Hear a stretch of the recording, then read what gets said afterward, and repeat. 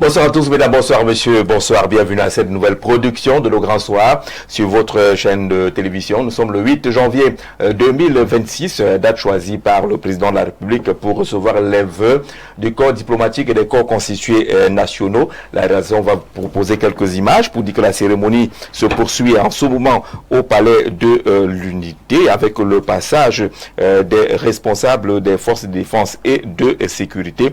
Après le passage naturellement des membres du gouvernement et d'autres instances telles que la Cour suprême, le Conseil constitutionnel, le Conseil économique et social, les opérateurs économiques. On a vu plusieurs délégations qui ont défilé et continuent de défiler, serrer la main au chef de l'État. Nous avons là quelques-unes de ces images avec le passage du bureau politique du Rassemblement démocratique du peuple camerounais entre autres cérémonie donc qui pour sa première phase a été marquée par le message, le discours du chef de l'État face au corps diplomatique, discours pendant lequel il a dévoilé la vision diplomatique de politique internationale du Cameroun. Donc ces images qui viennent du palais de l'Unité. On dira un mot ou plusieurs mots sur cette cérémonie, la symbolique des faits et des gestes, mais surtout le message du chef de l'État délivré à cette occasion. C'est toujours la première occasion pour le président de la République de s'adresser pas seulement à la nation, mais surtout à la communauté internationale. Nos invités commencent déjà à s'installer, du moins pour la plupart, nos invités sont déjà là. Ils n'étaient peut-être pas tous invités au palais, je sais pas. Personne n'était invité au palais. Vous n'avez pas été invité au palais. Avec tous vos beaux costumes, vous n'étiez pas invité au palais. Accueillons Eugène Touné, il est un acteur politique du Rassemblement démocratique du peuple camerounais, il est conseiller municipal. Eugène, bonsoir et bienvenue. Bonsoir Jean-Jacques, merci pour l'invitation. Et c'est un plaisir de savoir qu'en ce moment même, le chef de l'État est en train de recevoir les vœux des corps constitutionnels nationaux. Évidemment, le RDPC est représenté, donc il n'était pas question que tous les militants que nous sommes, que nous y soyons aussi, mais nous sommes assez proches de l'événement et nous encourageons et soutenons ce qui se passe en ce moment. Également, je voudrais aussi profiter pour vous souhaiter mes meilleurs vœux de Nouvel An, parce que je passe ici pour la première fois en 2026, oui. De même que j'adresse mes meilleurs vœux au chef de l'État à travers votre média, ainsi qu'à tous les camarades militants du RDPC. Merci d'être là, Eugène. Dites que c'est une cérémonie importante. Ce qui se passe, quelle est la symbolique que vous vous accordez à cette cérémonie des vœux? Les vœux sont en principe un rituel dans nos États. Je crois que c'est une vieille tradition qui remonte même de l'époque antique.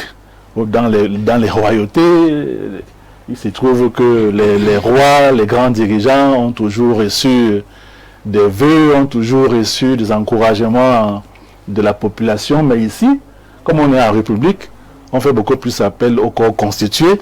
Donc c'est une manière pour la population d'adresser à celui qui a le destin de l'ensemble des populations les vœux de réussite, de prospérité, de bonne santé, qui témoignent en réalité une communion, que le peuple est en phase avec celui qui est à la tête de l'institution.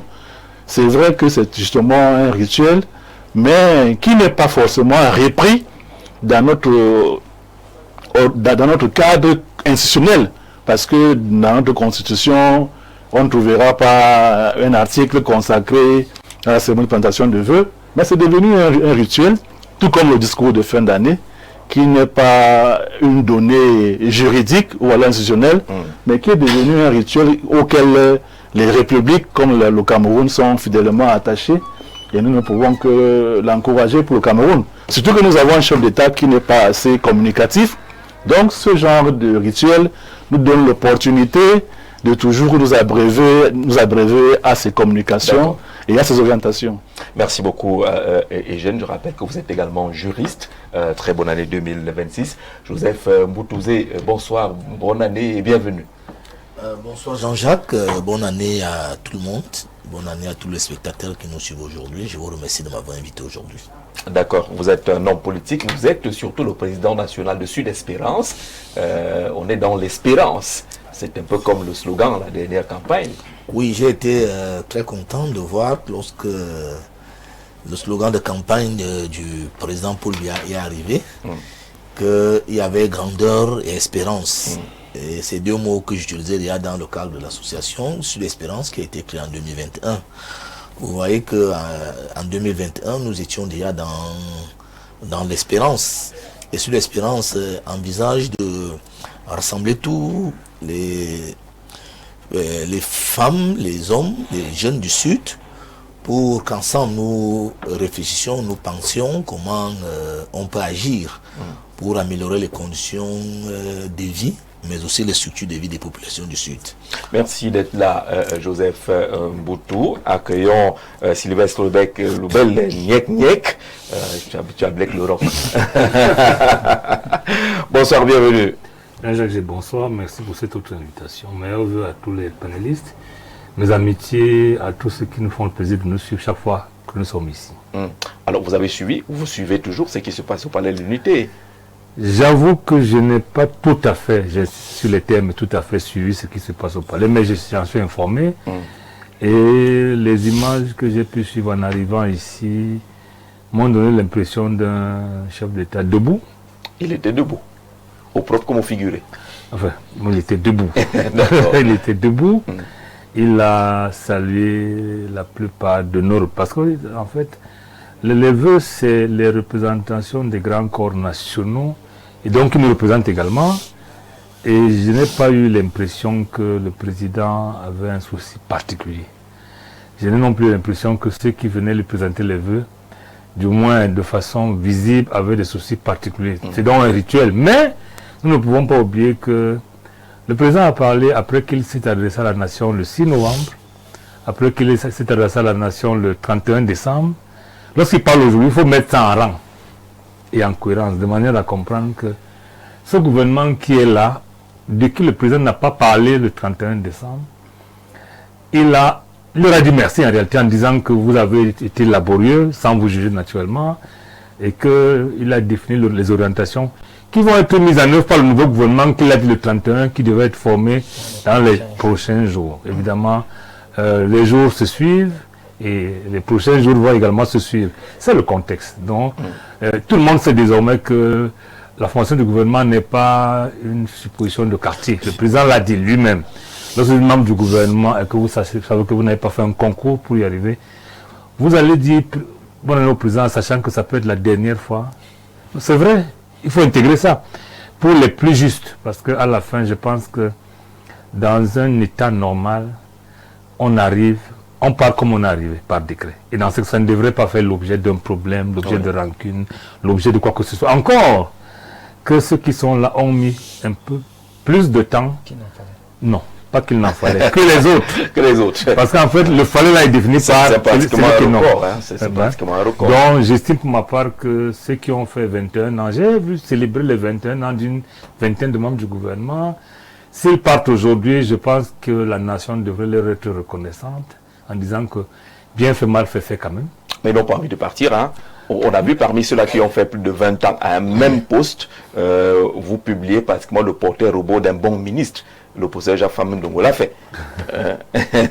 En donnant les critères ou les qualités d'un bon ministre. Le professeur... Compétence, il avait dit quoi. Il y a 3 critères qu'il a Oui. Disons que Jacques Famin Ndongo est un exégète des discours présidentiels, les a analysés. Mais je pense qu'il devrait savoir qu'en temps normal, le respect qu'on lui doit fait qu'on lui souhaite de se reposer à un moment donné. Compétence, probité morale. Il a tout ça, mais qu'il se dise que la compétence a beau rester, l'homme a besoin, et le corps surtout, un minimum de repos. Je me demande à quel moment ces gens vont jouer à leurs petits-enfants. Parce que ce qui fait vivre un homme longtemps, lorsqu'on a un certain âge, c'est le fait d'être tiraillé par les petits-enfants, les petits-fils. Les petits-fils, les arrière-petits-fils.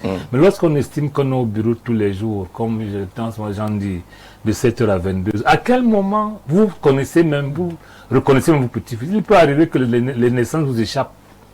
Y compris dans la tradition africaine, les gens aiment bien se balader avec les petits-fils. Voilà. Faire les petits voyages. Et moi, j'estime que le gouvernement c'est une corvée. Véritable corvée. Une corvée quand on veut travailler. Je ne connais pas des gens qui ne veulent pas travailler. Il y en a qui sont incapables, mais ils veulent travailler.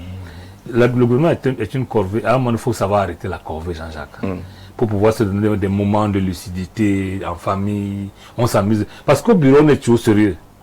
On gère les intrigues, on gère tellement de choses que, je pense que le président, c'est parce qu'il les voit très rarement qu'il n'est pas fatigué de les voir. Ouais. S'il les voyait en conseil des ministres et qu'il les recevait, je pense qu'il aurait même demandé, mais les gens, il faut encore quoi ici?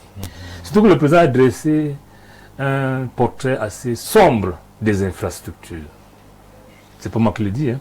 Lorsque vous gériez un programme normal et que le président vienne vous dire qu'il va créer un programme spécial, ça veut dire que la norme n'a pas marché. Ça n'a pas marché.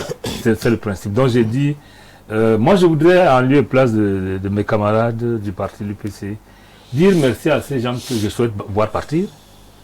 Parce que l'alternance, ça c'est bien fait, ça fait regretter ou oublier Jean-Jacques. Si ces gens ont tellement bien travaillé, s'ils sont remplacés par des médiocres, on va les regretter peut-être à vie. Mais s'ils se rendent compte qu'on ne pense même plus à eux, ça veut dire qu'en réalité, comme le pense le président de la République, et non pas, bien qu'ils aient travaillé, les attentes du peuple sont restées intactes. D'accord, merci d'être là. Michel Gabriel Chougem, enseignant, syndicaliste. Bonsoir et bienvenue.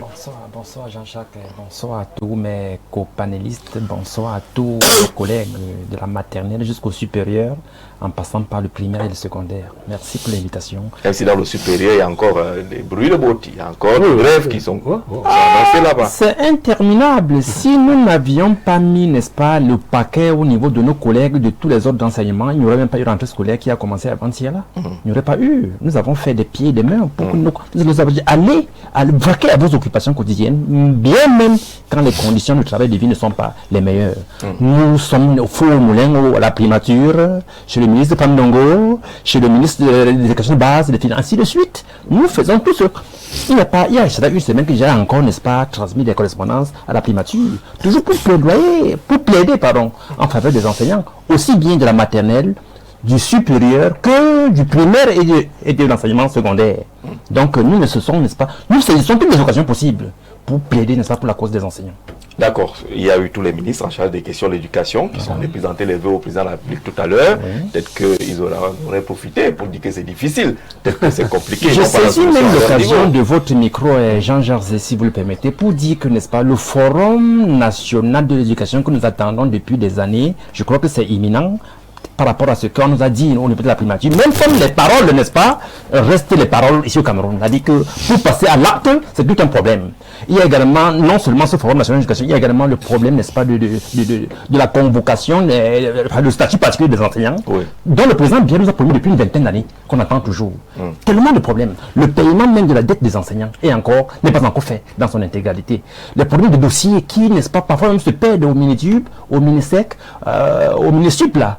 Oui, donc les problèmes sont nombreux et grandissent chaque jour. Et je voudrais dire, n'est-ce pas, merci à mon supérieur hiérarchique, le professeur Laurent Seyituningwa, qui a lancé il y a cela quelques jours, n'est-ce pas, une vague de recrutement de 3000 instituteurs pour l'année qui vient de commencer.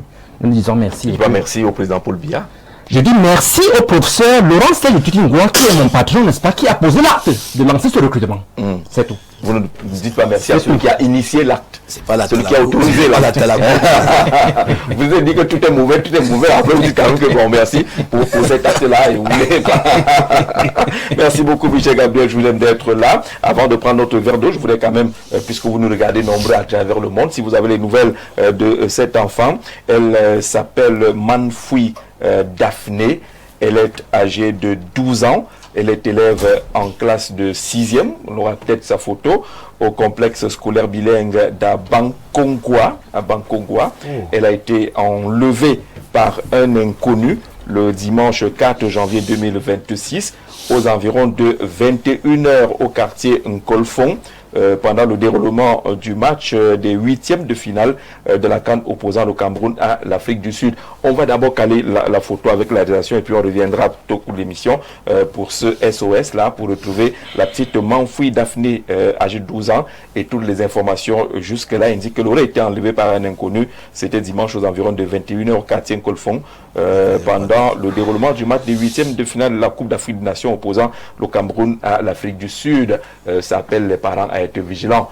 Lorsque tout le monde a la tête dans le ballon, sachez qu'il y en a qui n'ont pas la tête dans le ballon et qui peuvent poser des actes comme celui-là. Regardez le match, mais surveillez en même temps votre maison, votre famille, pour éviter ce qui s'est passé. Le temps qu'on puisse avoir la photo à la réalisation, le temps de prendre... voilà, on a la petite également.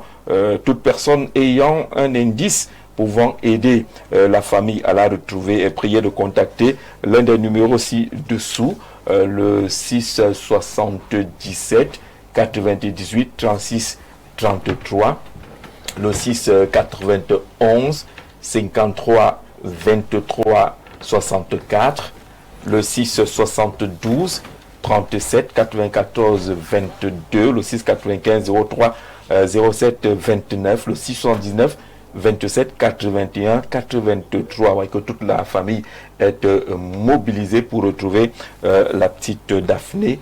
Elle n'a que 12 ans, qui est portée disparue depuis dimanche, qui aurait été enlevée par un inconnu. Qu'on se déploie tous, si on a des nouvelles, contactez l'un de ces numéros de téléphone ou bien même celui qui est affiché et qui répond ici à Info TV pour qu'on retrouve très rapidement cette petite fille ainsi portée disparue et probablement, selon la note venant de la famille, enlevée par un inconnu. C'est le grand soir, une petite respiration, un verre d'eau et on retrouve tous nos invités. Naturel sans additifs est obtenu au terme d'un processus rigoureux de filtrage et d'analyse, ce qui vous permet d'étancher votre soif en toute sécurité. Buvez l'eau minérale Bonis, buvez la vie.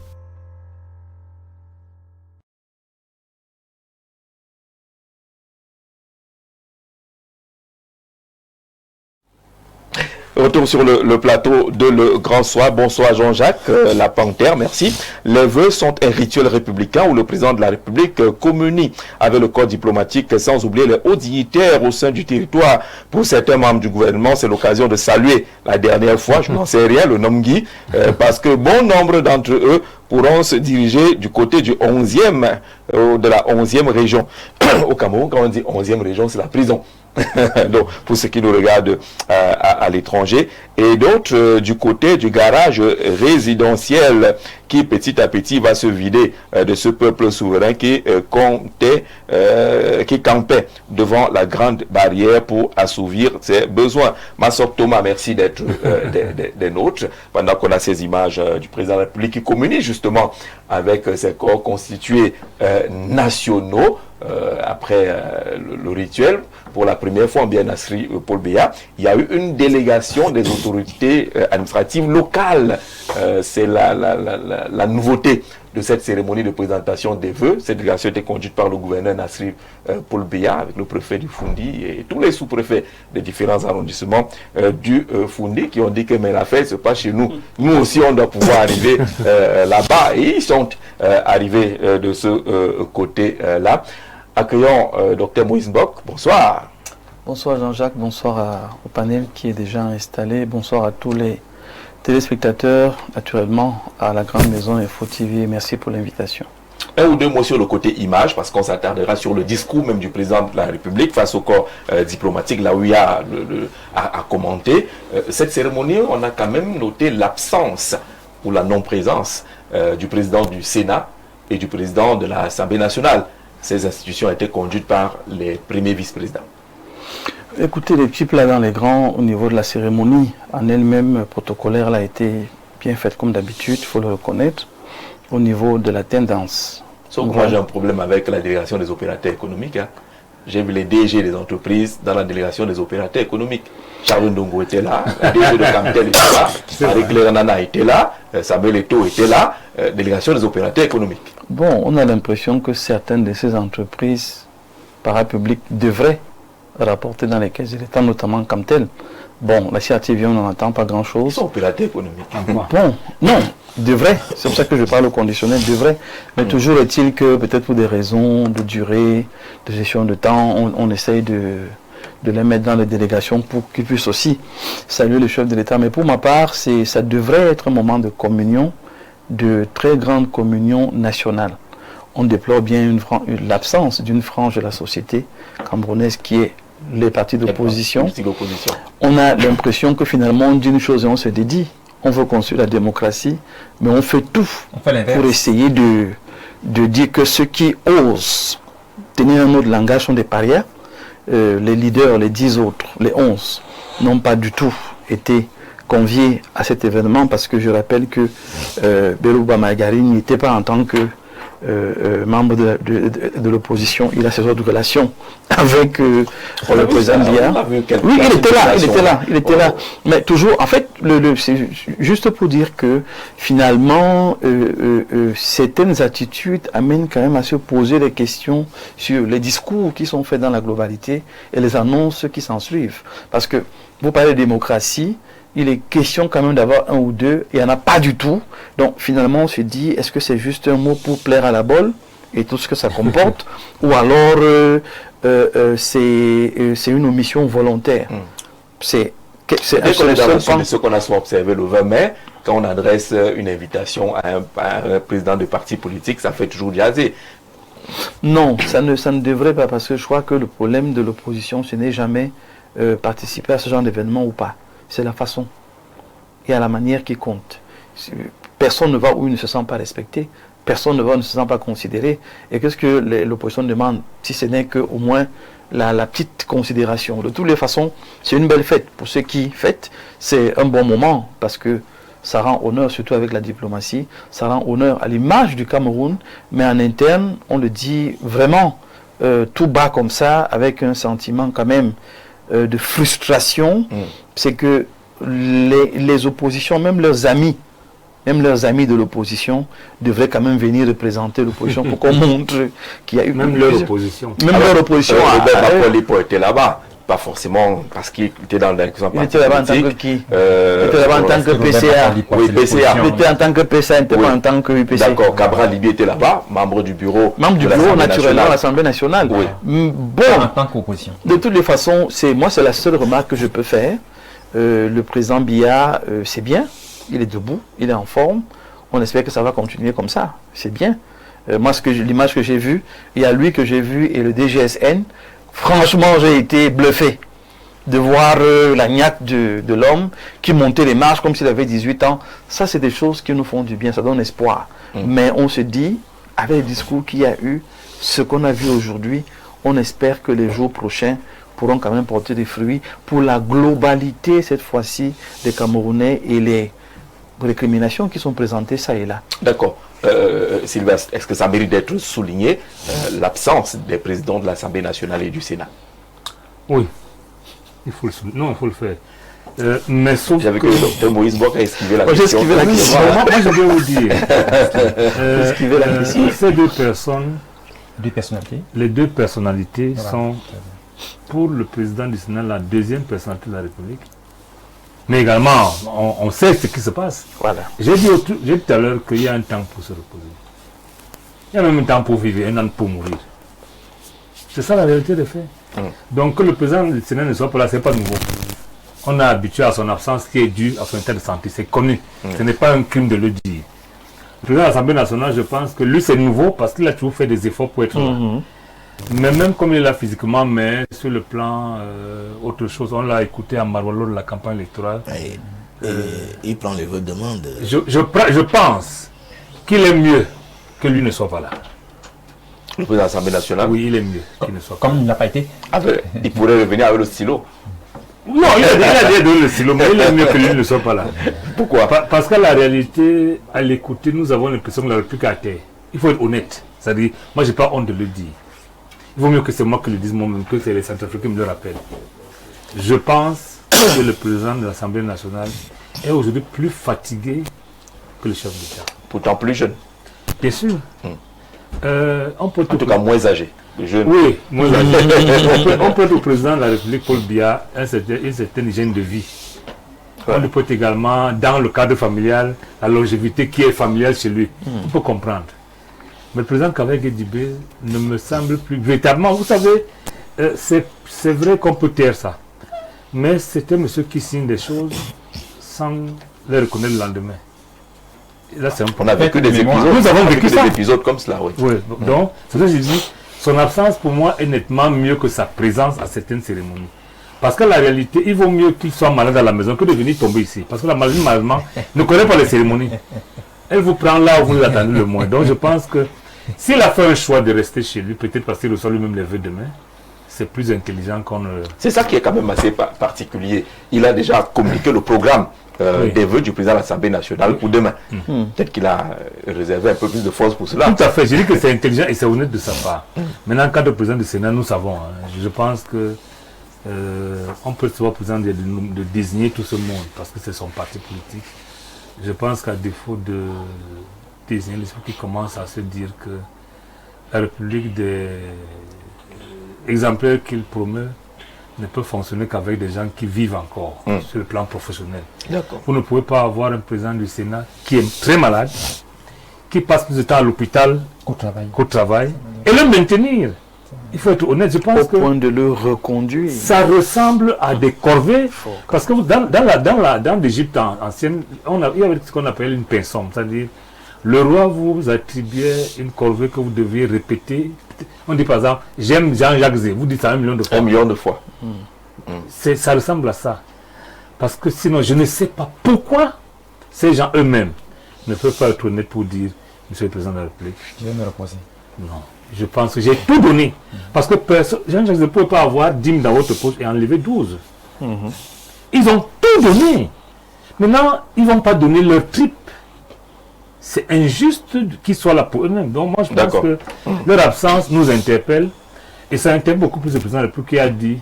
Parce que la jeunesse, c'était un état d'esprit. C'est-à-dire, je suis plus vieux que Jean-Jacques Zé, donc il est plus jeune que moi. Ça n'a rien à voir avec l'âge. Je pense que le président devrait commencer à penser au rajeunissement du personnel, parce que ces hommes sont également des hommes politiques. Le président, il peut penser. Lui, c'est un élu de la nation. Il désigne dans le cas de son parti, parce qu'ils sont majorité et au Sénat et à l'Assemblée nationale. Non, j'ai dit au Sénat et à l'Assemblée, il est majoritaire. Il est en droit de désigner le représentant de son parti au perchoir, des deux côtés. Mais s'il veut rajeunir, le personnel politique doit commencer, à défaut de lui-même, commencer par ces deux compères. D'accord. Et Jeanne, cela semble ne pas vous gêner.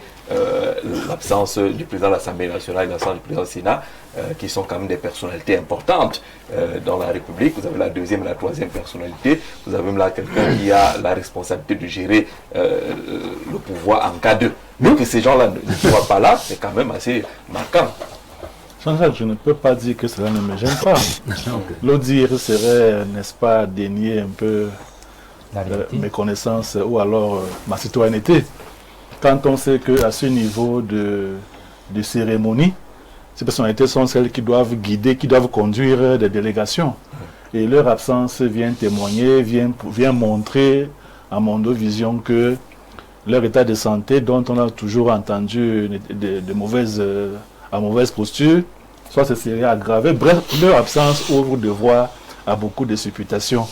Je pense que on peut quand même dire que, comme vous l'avez dit tout à l'heure, la retraite n'est pas une sanction. Et je pense que c'est le discours qu'il y a tendance, le discours qui vise à dire que remplacer le ministre, c'est le punir, c'est aller à la 11e province, qui donne l'impression que perdre un poste, c'est quelque chose de dangereux. Moi, je pense que davantage, il y a d'autres intérêts, y compris lorsqu'on a passé 62 ans à l'Assemblée nationale, y compris les médias, d'éduquer les citoyens camerounais à comprendre que la retraite est une bonne chose. Que lorsqu'on a beaucoup servi, il est de bon temps qu'on puisse se reposer. On a un domaine comme celui du président Niat. Qu'on ne continue plus à présenter sous les arbres avec les arrière-petits. Le nouveau gouvernement. Qu'on ne parle plus de sanctions. On est plus sûr que de ce soir ils seront là. Mais qu'on est plus sûr que peut-être que ce soir ils vont se reposer. Et il faut que le discours change. On a réussi la vie. Voilà. Donc, ce n'est plus une sanction qu'un ministre qui a fait 20 ans, 15 ans, d'abord parfois ancien fonctionnaire, devenu membre du gouvernement, que ces gens-là puissent se reposer et que cela soit pris comme une bonne chose, non pas comme une sanction. Et moi, je crois que on fait même erreur parce que quand on entend sur le discours du chef de l'État du 31 décembre, Lui, il semble ne pas voir les choses comme les citoyens camerounais disent. Hein. Dans son message, il est clair que malgré les difficultés, on a atteint les résultats avec ce gouvernement qu'on dit qu'il n'a rien fait. Donc, il ne faudrait pas que les gens ne puissent pas faire attention. On n'a pas dit ça. C'est écrit l'autre jour. Que les atteintes du peuple. Non, le président il a dit que ce gouvernement a atteint des résultats appréciables, malgré qu'on dise que ce gouvernement n'a rien fait. Il faut le discours, vous allez le voir. C'est même en début de discours. Donc, moi je crois que l'absence du président du Sénat, ainsi que l'Assemblée nationale, est vraiment, ça interpelle sur leur état de santé. Et il faudrait que, si nous voulons développer ce pays, qu'on ait le courage de dire que quand quelqu'un est déjà fatigué, il faut qu'il soit remplacé. On a quand même vu les délégations, j'allais dire décimées. Le Conseil économique et social, qui est censé avoir une 14aine de membres, on a vu à peine 2 personnes. Décimé, c'est le terme. C'est pas parce qu'on est du RDPC qu'on va dire que ce qui est blanc est bleu. Il faudrait qu'on comprenne qu'on ne peut que se développer avec des ressources humaines capables, compétentes, qui peuvent permettre qu'on puisse assumer convenablement les missions qui sont confiées à toutes ces institutions. Il est de bon ton que l'Assemblée générale joue son rôle pleinement à partir de la personnalité qui est placée à la tête, ainsi qu'au niveau du Sénat. Le Conseil économique et social n'a pas encore remplacé le président qui est décédé. Plusieurs membres ont également quitté ce monde. On a vu 2 ou 3 personnes maximalement saluer le président de la République. J'ai vu comment nos confrères étaient embarrassés, ne sachant même pas le nom de celui qui conduisait la délégation. Vous avez le bureau politique même du RDPC qui est déjà également sérieusement démembré. Vous avez donc ces responsables au niveau du Sénat ou l'Assemblée nationale qui n'étaient pas là. C'est quand même des tâches pour une cérémonie comme celle-là, mais c'est aussi des messages. Okay. Ouais, maintenant, Joseph, c'est le militant qui bien c'est le président de Sud Espérance qui enfin, je crois que le président il a dit avec insistance que le septennat qui commence, il va faire appel à la jeunesse. Il n'a pas dit ça. Et aux femmes. Le président n'a jamais dit ça. C'est ce que lui il a compris. Non, il n'a pas dit ça. C'est ce qu'il a compris. Oui. Il va renforcer la présence des jeunes. Il n'a jamais dit ça. Dans les chaînes de décision. Nous, on dit que c'est le septennat des jeunes et des voilà. Ce n'est pas ça. C'est ça. Mais c'est ce qu'il dit autre. Non. Oui, le septennat dit, Jean-Jacques, on peut dire un septennat sans vous. Ah, donc, on va tout faire pour que vous soyez à l'aise, les jeunes et les femmes. Ça veut aucunement dire que les vieux peuvent mettre les jeunes à l'aise. Bien sûr. Oui, moi je préfère regarder la bouteille à moitié pleine. Si vous êtes dans la bouteille à moitié vide, ça vous regarde. Je comprends par là que le président de la République sait que la jeunesse est une grosse ressource, elle a beaucoup d'énergie. Pour que la jeunesse a vu les postes vacants, pour que les choses avancent. Voilà les postes vacants. Si c'est que les choses avancent, quelqu'un, mais il y en a qui sont. Je pense que il va véritablement faire appel aux jeunes. D'accord. Parce que si on a besoin de l'énergie en quantité, les jeunes sont là pour en apporter, et les femmes aussi. Vous voyez toute l'énergie que les femmes déploient au quotidien. Si on regarde seulement nos mamans dans nos villages, qui vont au champ le matin, qui ramènent les provisions dans la font beaucoup d'enfants le soir. Voilà. Ça veut dire que les femmes débordent d'énergie. Et il faudrait vraiment que le président Paul Biya jette vraiment un regard sur la jeunesse et sur les femmes pour le mandat. Moi, je voulais aider la jeunesse en disant que si c'est compliqué, il va commencer. Voilà le Conseil économique et social, il n'y a plus les gens. C'est ça. Vous ne ferez du mal à personne, vous allez enlever personne. Mais vous savez aussi que le président Paul Biya, vu son âge, lui-même, je pense qu'il ne connaît plus peut-être le grand monde. Ses camarades, la plupart de ses camarades ne sont plus là, la plupart de ses amis ne sont plus là. Et du coup, on va rester avec les postes vacants. Donc, et du coup, pour lui-même trouver des personnes fiables, qu'il connaît lui-même, ça devient un peu difficile. Il ne vous connaît pas? Vous êtes fiable? Il me connaît comment? Vous êtes là dessus d'Espérance. Il est censé être membre du Sud Espérance. J'étais dans une émission ici où j'ai dit que le système d'information d'aide à la décision du président de la République n'est pas au top.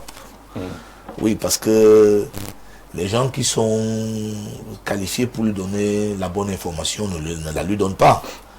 Donc, il est véritablement enfermé, comme les gens le disent, entre ce qu'il reçoit des négatifs chez ses collaborateurs les plus immédiats qui ne disent pas toujours la vérité, et le fait que lui-même, il ne peut plus véritablement connaître beaucoup de monde. Vous voyez, pour les gens entendent un gouvernement. Bon, maintenant, est-ce que le président lui-même peut écrire 60 noms des personnes qu'il connaît de façon... Surtout même ceux qui étaient présentés comme ses conseils dans les régions sont aussi partis. Hein. Voilà, mais maintenant, au même moment, ce que les Camerounais veulent qu'il enlève, sont eux qui sont à côté de lui, c'est avec eux qu'il peut travailler. Non, on a voulu un éventuel gouvernement. Voilà, donc maintenant, le problème c'est qu'il faut bien qu'il travaille avec eux. Et comment il va finir de travailler avec eux et les chasser après? Et même s'il faut même les enlever après, ce sera pour les remplacer par qui? Donc l'équation d'un nouveau gouvernement est très difficile. Mais vous avez suivi des gens, beaucoup d'histoires que, bon, je pense par exemple à Frère Tebaye, qui avait dit un jour que le président lui a demandé est-ce que vous avez une nouvelle d'un X? Et la personne lui a dit le X là est décédé, ne vit plus. Et pourtant, il était bien vivant. Et pourtant, ces gens font quand même nommer aussi les décédés. C'est pour cela que je suis en train de vous dire que pour que le président trouve vraiment un gouvernement qui... Parce que les Camerounais souhaitent qu'il peut me le modifier de moitié. Là, vous donnez raison. Ça sera... c'est vrai qu'il dit qu'il faut aller se reposer. Ça sera extrêmement... Dans cette situation-là, ça sera extrêmement difficile. Est-ce qu'il mérite encore d'avoir ce genre de casse-tête aujourd'hui? Mais je crois quand même qu'autour du plan public, il y a certains membres de sa famille, certains de ses enfants qui peuvent... Nous sommes morts. Qui peuvent l'aider. Nous sommes morts. Il y a certains membres de sa famille qui peuvent l'aider. Nous sommes morts. Moi, franchement, je suis embêté par cette explication que plusieurs donnent. Hein. Ce n'est pas une affaire de vous. Que plusieurs personnes donnent, ça m'embête férocement. Parce que je crois quand même que, et on le sait tous, gouverner c'est prévoir. Gouverner c'est anticiper. Gouverner c'est prendre des mesures dans une vision. Je vous l'ai toujours dit. Le premier problème, c'est qu'on n'a pas de vision nationale. Parce que la vision n'est pas aller fouiller dans la SND 30, aller bien chercher dans... Non, la vision doit être claire. Le Cameroun... Et se décline facilement. Facilement. Mais alors, chaque fois qu'on dit qu'il n'y a pas de vision, les gens vous prennent en grippe et disent, mais allez bien chercher, allez bien fouiller. Non, le premier problème, c'est qu'on n'a pas de vision. Non, on a la vision. Bon, vous allez l'expliquer peut-être tout à l'heure. Le deuxième problème, c'est qu'on ne peut pas me dire que un monsieur comme Paul Biya, qui est entouré de plusieurs catégories de personnes et de personnalités, entre sa famille, ses frères, ses collaborateurs, le parti. Vous avez vu aujourd'hui pendant les vœux, il a parlé longtemps à qui? À Jean Kouété, par exemple, parce qu'il le connaît personnellement. On ne peut pas me dire qu'aujourd'hui, on a un chef de l'État qui est emprisonné par ses collaborateurs. Ce n'est pas vrai. Pas le Paul Biya que j'ai vu là. Ce n'est pas vrai. C'est même manquer de respect. Oui, c'est même manquer de respect. Ça, c'est la première chose. La deuxième chose, on ne peut pas dire que l'âge est un problème, mais il faut quand même comprendre qu'il a déjà tel âge. Là aussi, je ne suis pas d'accord. Parce que si on veut tenir compte de l'âge qu'il laisse, mais s'il dit qu'il est là, ça veut dire qu'il est capable. Il est capable de travailler et de travailler comme un jeune de 30 ans. Parce que diriger une nation implique ce que lui-même il sait depuis 43 ans. Donc s'il est encore là, et qu'on me dise que il faut qu'il connaisse les gens personnellement, j'ai un autre problème à ce niveau-là. Parce qu'on ne peut pas dire au Cameroun que le service de renseignement est médiocre. Ce n'est pas vrai. Les notes montent chaque jour. Les informations, même les émissions qu'on tient aujourd'hui là, cette nuit ou demain, une note va monter avec ce que nous avons dit. Donc tous nos noms là sont connus. Nous sommes tous connus. C'est trop facile. Je vais t'aider. En plus, il y a un document qui est émis par le cabinet civil tous les 5 ans, qu'on appelle Politoscope, qui retrace tout ce que le Cameroun a ressources dans le secteur administratif, privé, dans tous les secteurs. Dans tous les secteurs. Le dernier date de 2023. Pas les fonctionnaires, ça concerne les Pas les fonctionnaires. les Je dis, Pétroscope, c'est pas les fonctionnaires. Donc, C'est tout le monde. Si vous dites que le président n'a plus la capacité de nommer, parce que c'est ça qu'il est question. Voilà. Puisqu'on nomme ce qu'on connaît, il ne connaît personne et par voie de conséquence, il n'est plus capable de nommer. Il fait quoi? c'est donc pour tous, c'est En tous fait, ces c'est vous qui l'avez éléments-là. dit, hein. Moi, je n'y crois pas. Je crois que le président nous a dit. Vous utilisez vos mots, hein. Moi j'ai pas dit Bien ça. sûr que c'est mes mots, mais j'analyse également les vôtres. J'ai dit, le président nous a dit le 31 décembre encore que sa volonté de servir le peuple camerounais reste intacte. Il l'a dit. Maintenant, comment sert-on un peuple? Étant accompagné. Le président, c'est-à-dire, on fait tout pour le dédouaner, dit que c'est collaborateur, non. D'accord. Je pense qu'à un moment donné, il faut être sérieux et honnête. Les collaborateurs, Dans le Merci. les collaborateurs, c'est une chose, mais le président lui-même. Michel Gabé n'a pas encore réagi sur cette première. Oui, Mais moi je n'avais pas juste fini. en mais il y a disant- encore deux- On va te deux- retourner deux- juste en disant simplement que on n'a plus besoin, on vient nous expliquer ce que Paul Biya peut faire ou ne peut pas faire. Et le président Il a pris l'engagement solennellement le 6 novembre, le 31 décembre, de dire que voilà ce que je vais faire. On ne veut plus de prétextes. D'accord. On ne veut plus des explications. Merci d'ajuster le micro de Joseph parce qu'il doit. Donc ces explications-là, non seulement elles ne nous servent pas, mais donnent une image soit erronée, soit vraie, mais qui nous diminue dans la CEMAC. Nous sommes censés être la force de la CEMAC. L'ambassadeur aujourd'hui a rappelé la sagesse de l'homme, Absolument. la hauteur de l'homme. Et c'est vrai. Mais à côté de cela, il faut qu'on arrête de vouloir donner l'impression que Ngongo est le mauvais, Ayolo est le mauvais. Les deux là ont un patron. Et ce patron, c'est M. Paul Biya. Et vous avez vu comment il échange avec les deux. Donc pour ma part, le problème n'est pas chez Ngongo ou chez Ayolo. Le problème est le chef qui doit prendre ses responsabilités et ne pas toujours penser qu'on est en temps normal. Je vais prendre mon temps et puis ça va venir quand je veux, qu'il aille un peu plus vite. C'est Voilà. c'est- C'est le temps de parler de Joseph. Permettez à Joseph d'aller jusqu'au Oui, bout. il faut comprendre qu'à Management, on peut considérer le Cameroun comme une grosse organisation. Ouais. Et dans les organisations, il y a toujours ce qu'on appelle le sommet stratégique. Et le sommet stratégique, son rôle est de porter la vision. Décliner la vision et la porter. Voilà. C'est le rôle du président de la République.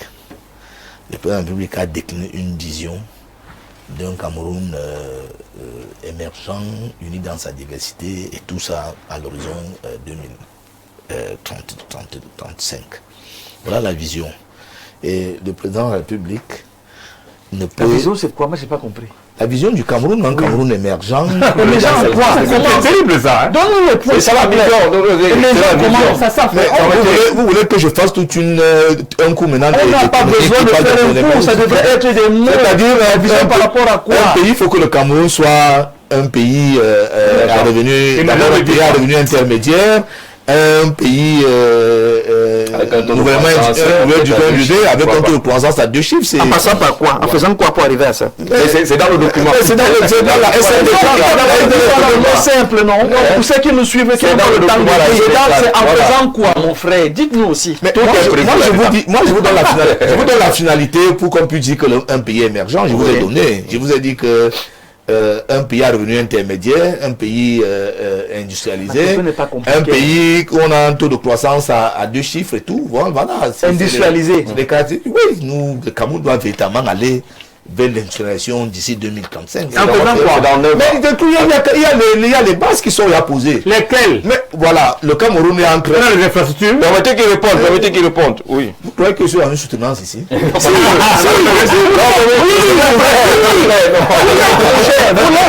devant le Camerounais que vous parlez. C'est pas le grand oral. C'est pas le grand oral national. Vous prenez que vous répondez. Oui, d'accord. Permettez-le qu'il aille jusqu'au bout. Les bases sont posées. Sur le plan, pour être industrialisé, il faut avoir de l'énergie suffisante. Il y en a. Ces dernières années, mais les bases sont posées. Est-ce qu'il y en a? On a tous les projets structurants qui ont débouché sur la construction des grands barrages. Tout récemment, on a encore le barrage de Naktigal où le Cameroun risquerait même d'importer l'énergie. On dit que le problème énergétique est solutionné. Il est solutionné. Le président dit le contraire. Maintenant, non, le président n'a pas dit le contraire. Si, les barrages, vous pensez que un projet, à peine qu'on le met en œuvre, que son exploitation devient optimale? Il y a toujours un temps. Est-ce que vous avez écouté? Il y a toujours un temps. Je suis en train de vous dire que avec les projets structurants qui ont été mis en œuvre dans la politique des grandes réalisations, nous sommes même déjà en train de voir l'effectivité. Les effets aujourd'hui. Oui. Et je dis que ça va aller dans les années à venir en s'intensifiant. Moi, je peux vous rassurer, moi j'ai foi que d'ici 9 ans, c'est 2030, le Cameroun sera un nouveau pays industrialisé. Voilà, et donc nous allons pouvoir, suivant la vision de Paul Biya, atteindre les mêmes. Et donc le président de la République, il représente le sommet stratégique de l'organisation. Le président n'a pas un rôle tactique. Laissez-moi aller, justement. Dis donc le président de la République n'a pas un rôle tactique. Voilà, maintenant, dès qu'on quitte le sommet stratégique, on arrive donc au tactique. D'accord. Et là, c'est au niveau de Pabou. Voilà. Voilà. Maintenant, ceux qui doivent poser les actions, c'est donc le gouvernement, les membres du gouvernement. D'accord. Parce que les gens ont tendance à dire c'est le président qui répond de tout. Le président ne peut pas répondre de tout. Il doit répondre de tout. Non, le président ne peut pas répondre de tout. Le président ne peut pas répondre de tout. Je dis, si vous-même vous êtes directeur général d'une organisation, vous créez une entreprise, vous montrez le chemin à vos collaborateurs. Oui. Et qui répond de l'entreprise? Vos collaborateurs, vous montrez le chemin aux collaborateurs.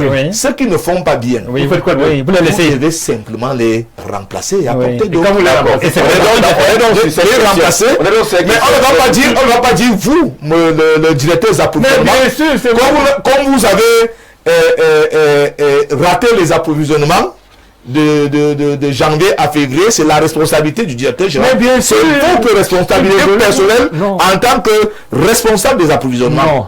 Voilà. Devant le et maintenant, il y a tous les autres fonctionnaires qui sont donc au niveau de l'exécution.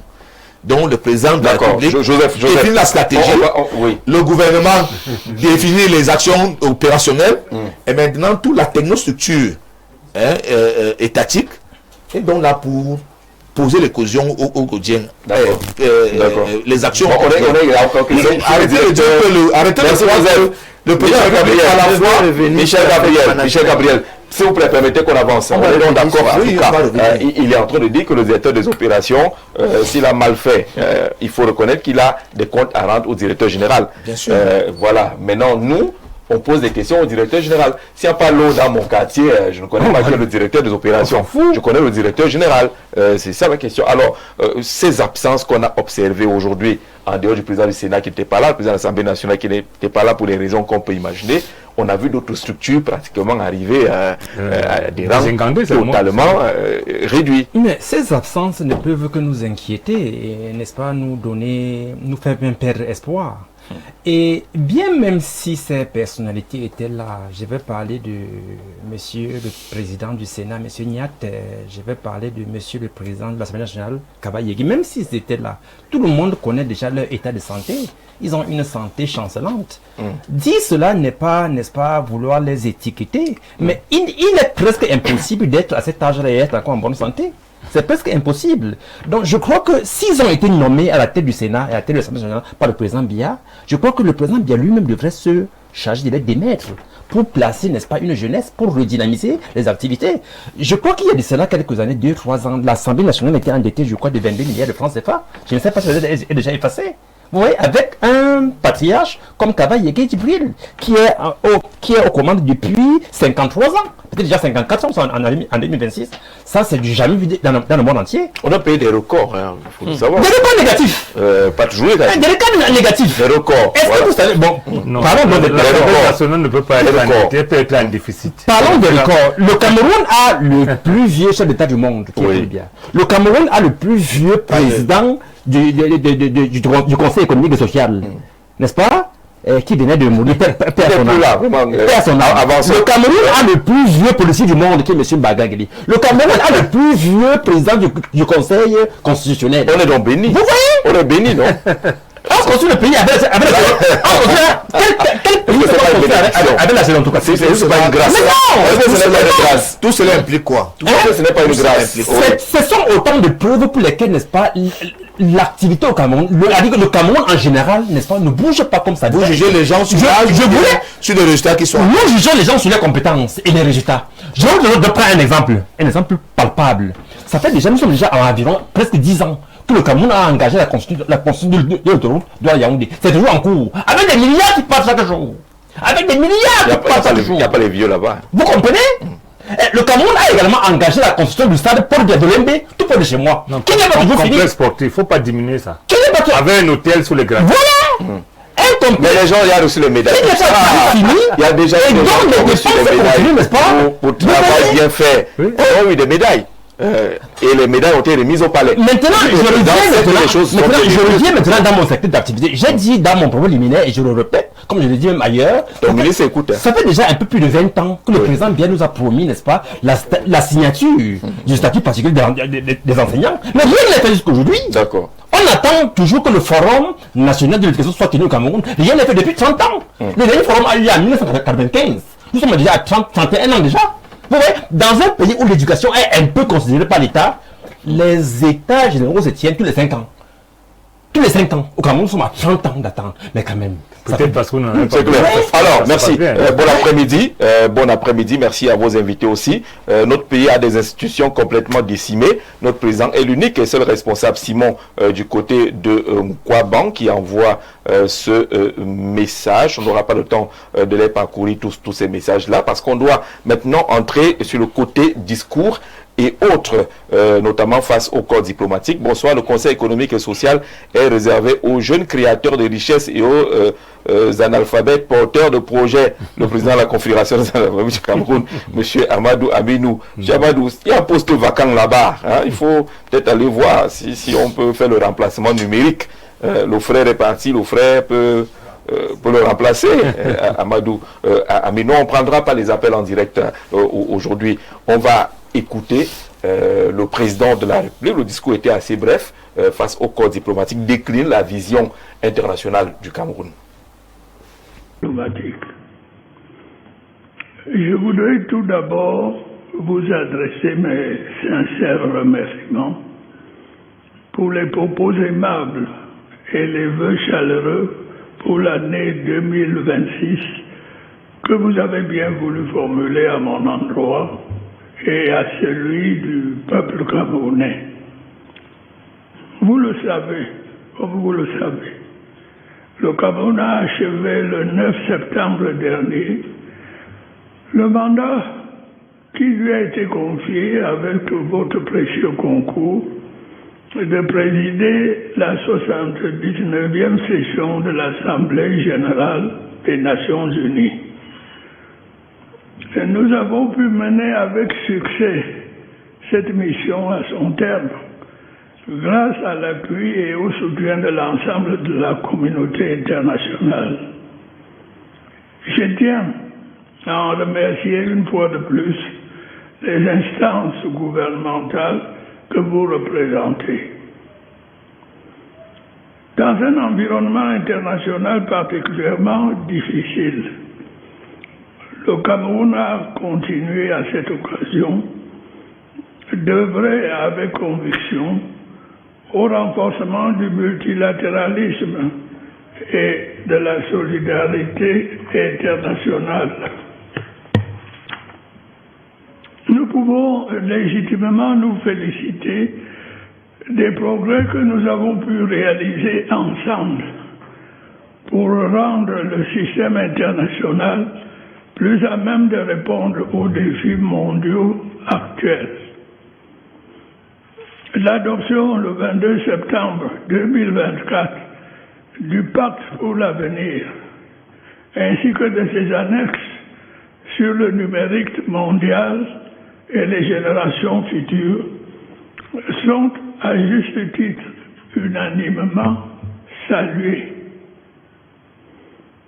Je voudrais également me féliciter de l'adoption à Yaoundé en juillet 2025 de la déclaration sur l'économie bleue durable au terme de la conférence internationale qui s'est tenue sur la question.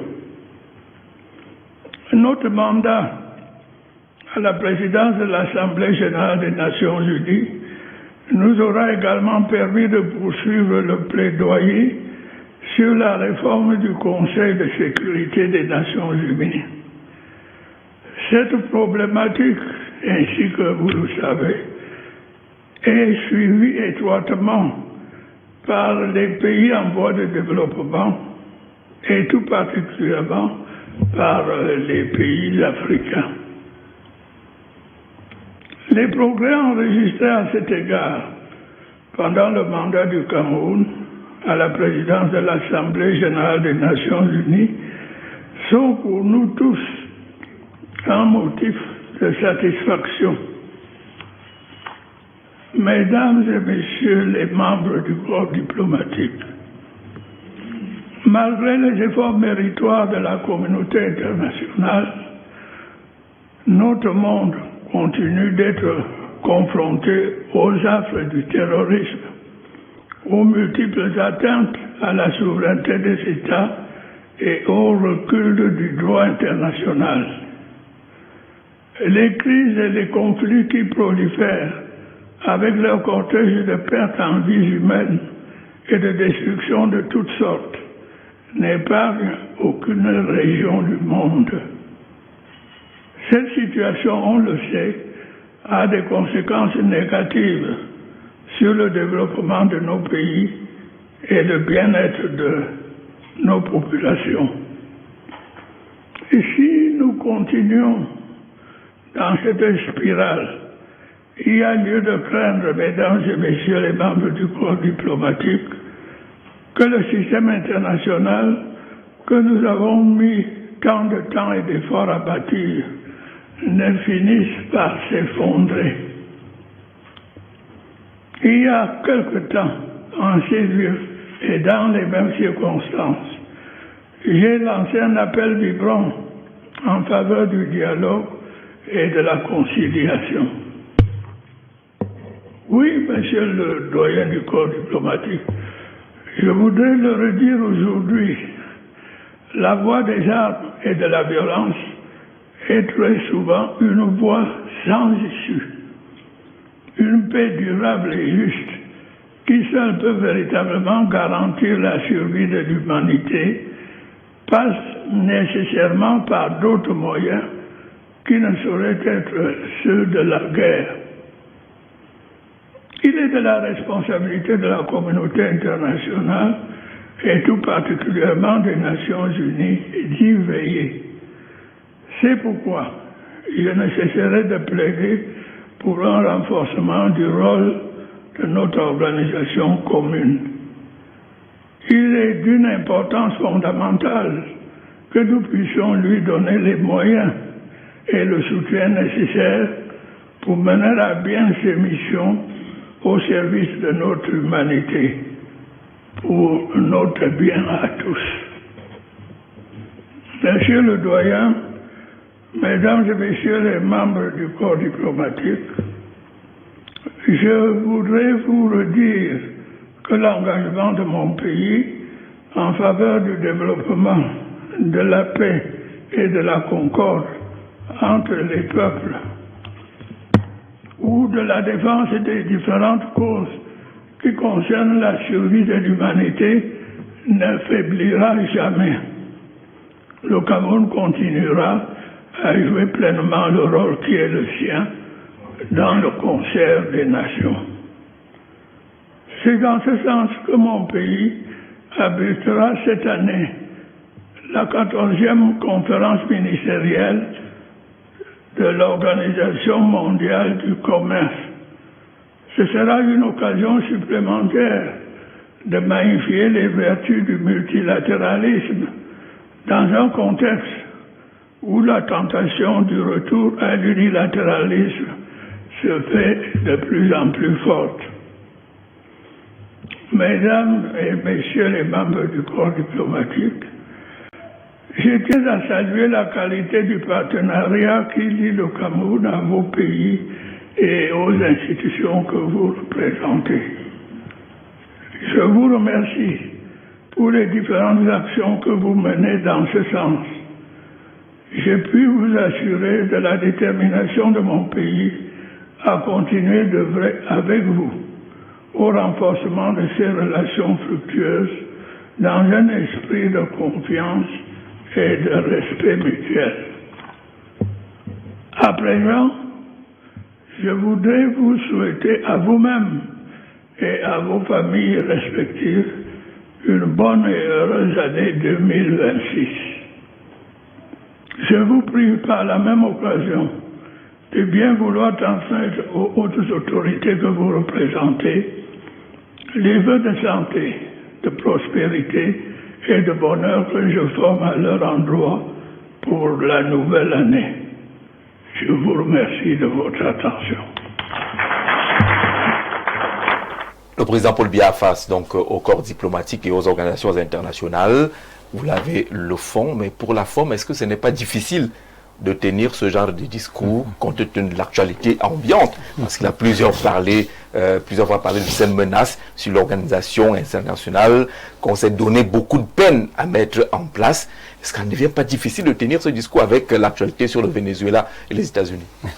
Ben écoutez, il a une fois de plus fait montre de beaucoup de sagesse. Ouais. Parce que là, il y a quand même beaucoup de sagesse dans cette réponse à l'adresse du doyen du corps diplomatique, qui a quand même pris la peine de planter le décor, rappeler le rôle que le Cameroun joue, que ce soit dans la sous-région et même dans ses interventions dans le monde jusqu'aux Nations Unies, de rappeler le côté humanitaire, le côté sécuritaire qui est pris en compte, qui est pris en charge. Donc le chef de l'État, dans la hauteur qu'on lui connaît, dans la sagesse qu'on lui connaît, parce que ça il faut lui reconnaître, a su trouver les mots qui permettent de rappeler au président Trump qu'on a toujours travaillé ensemble pour que les États soient respectés et que même s'il y a des griefs, il y a un cadre où on porte les griefs, il y a une façon de gérer les griefs. Vous avez procédé autrement. Vous êtes en train de mettre en péril ce qui a déjà été construit. Il faut beaucoup de recul, de hauteur pour ça, et il faut le dire. Il a bien dit, il a bien expliqué. Seulement, moi je vous ai dit l'embarras que moi j'ai personnellement, c'est que les discours aujourd'hui sont devenus finalement une particularité, une spécialité camerounaise. On sait dire, on sait parler, on sait communiquer. C'est pas fait. Mais le problème arrive donc au niveau du fait. Et je vais donc sortir avec ce que mon frère disait sur le management. Rappeler simplement que le management, c'est un art. Et c'est un art qui porte en lui un ensemble de structures, de techniques, de méthodes, de moyens pour pouvoir gérer, encadrer les ressources qui sont humaines, qui sont matérielles, qui sont techniques, dans l'objectif d'atteindre des buts précis qu'on s'est fixés. Maintenant, il faut une évaluation, il faut un contrôle, il faut une vérification et même bousculer les gens quand ils ne sont pas compétents. Aujourd'hui, il y a un seul élu à la présidence de la République, c'est M. Paul Biya. Il sait donc, lui, il est le grand manager, comme vous le dites. Maintenant, dans l'organisation, les différents ministres sont comme des DG. Et ces différents DG ont des objectifs à atteindre avec un personnel qui leur est assigné. Et lui donc, en tant que contrôleur, vérificateur, et qui sait où on va, il a l'obligation de veiller à ce que chaque DG remplisse son cahier de charge. Et s'il ne l'a pas fait, il a l'autorité nécessaire pour sanctionner. Le problème, il est à ce niveau. C'est qu'il donne le cap, il fixe le cap, il nomme les hommes.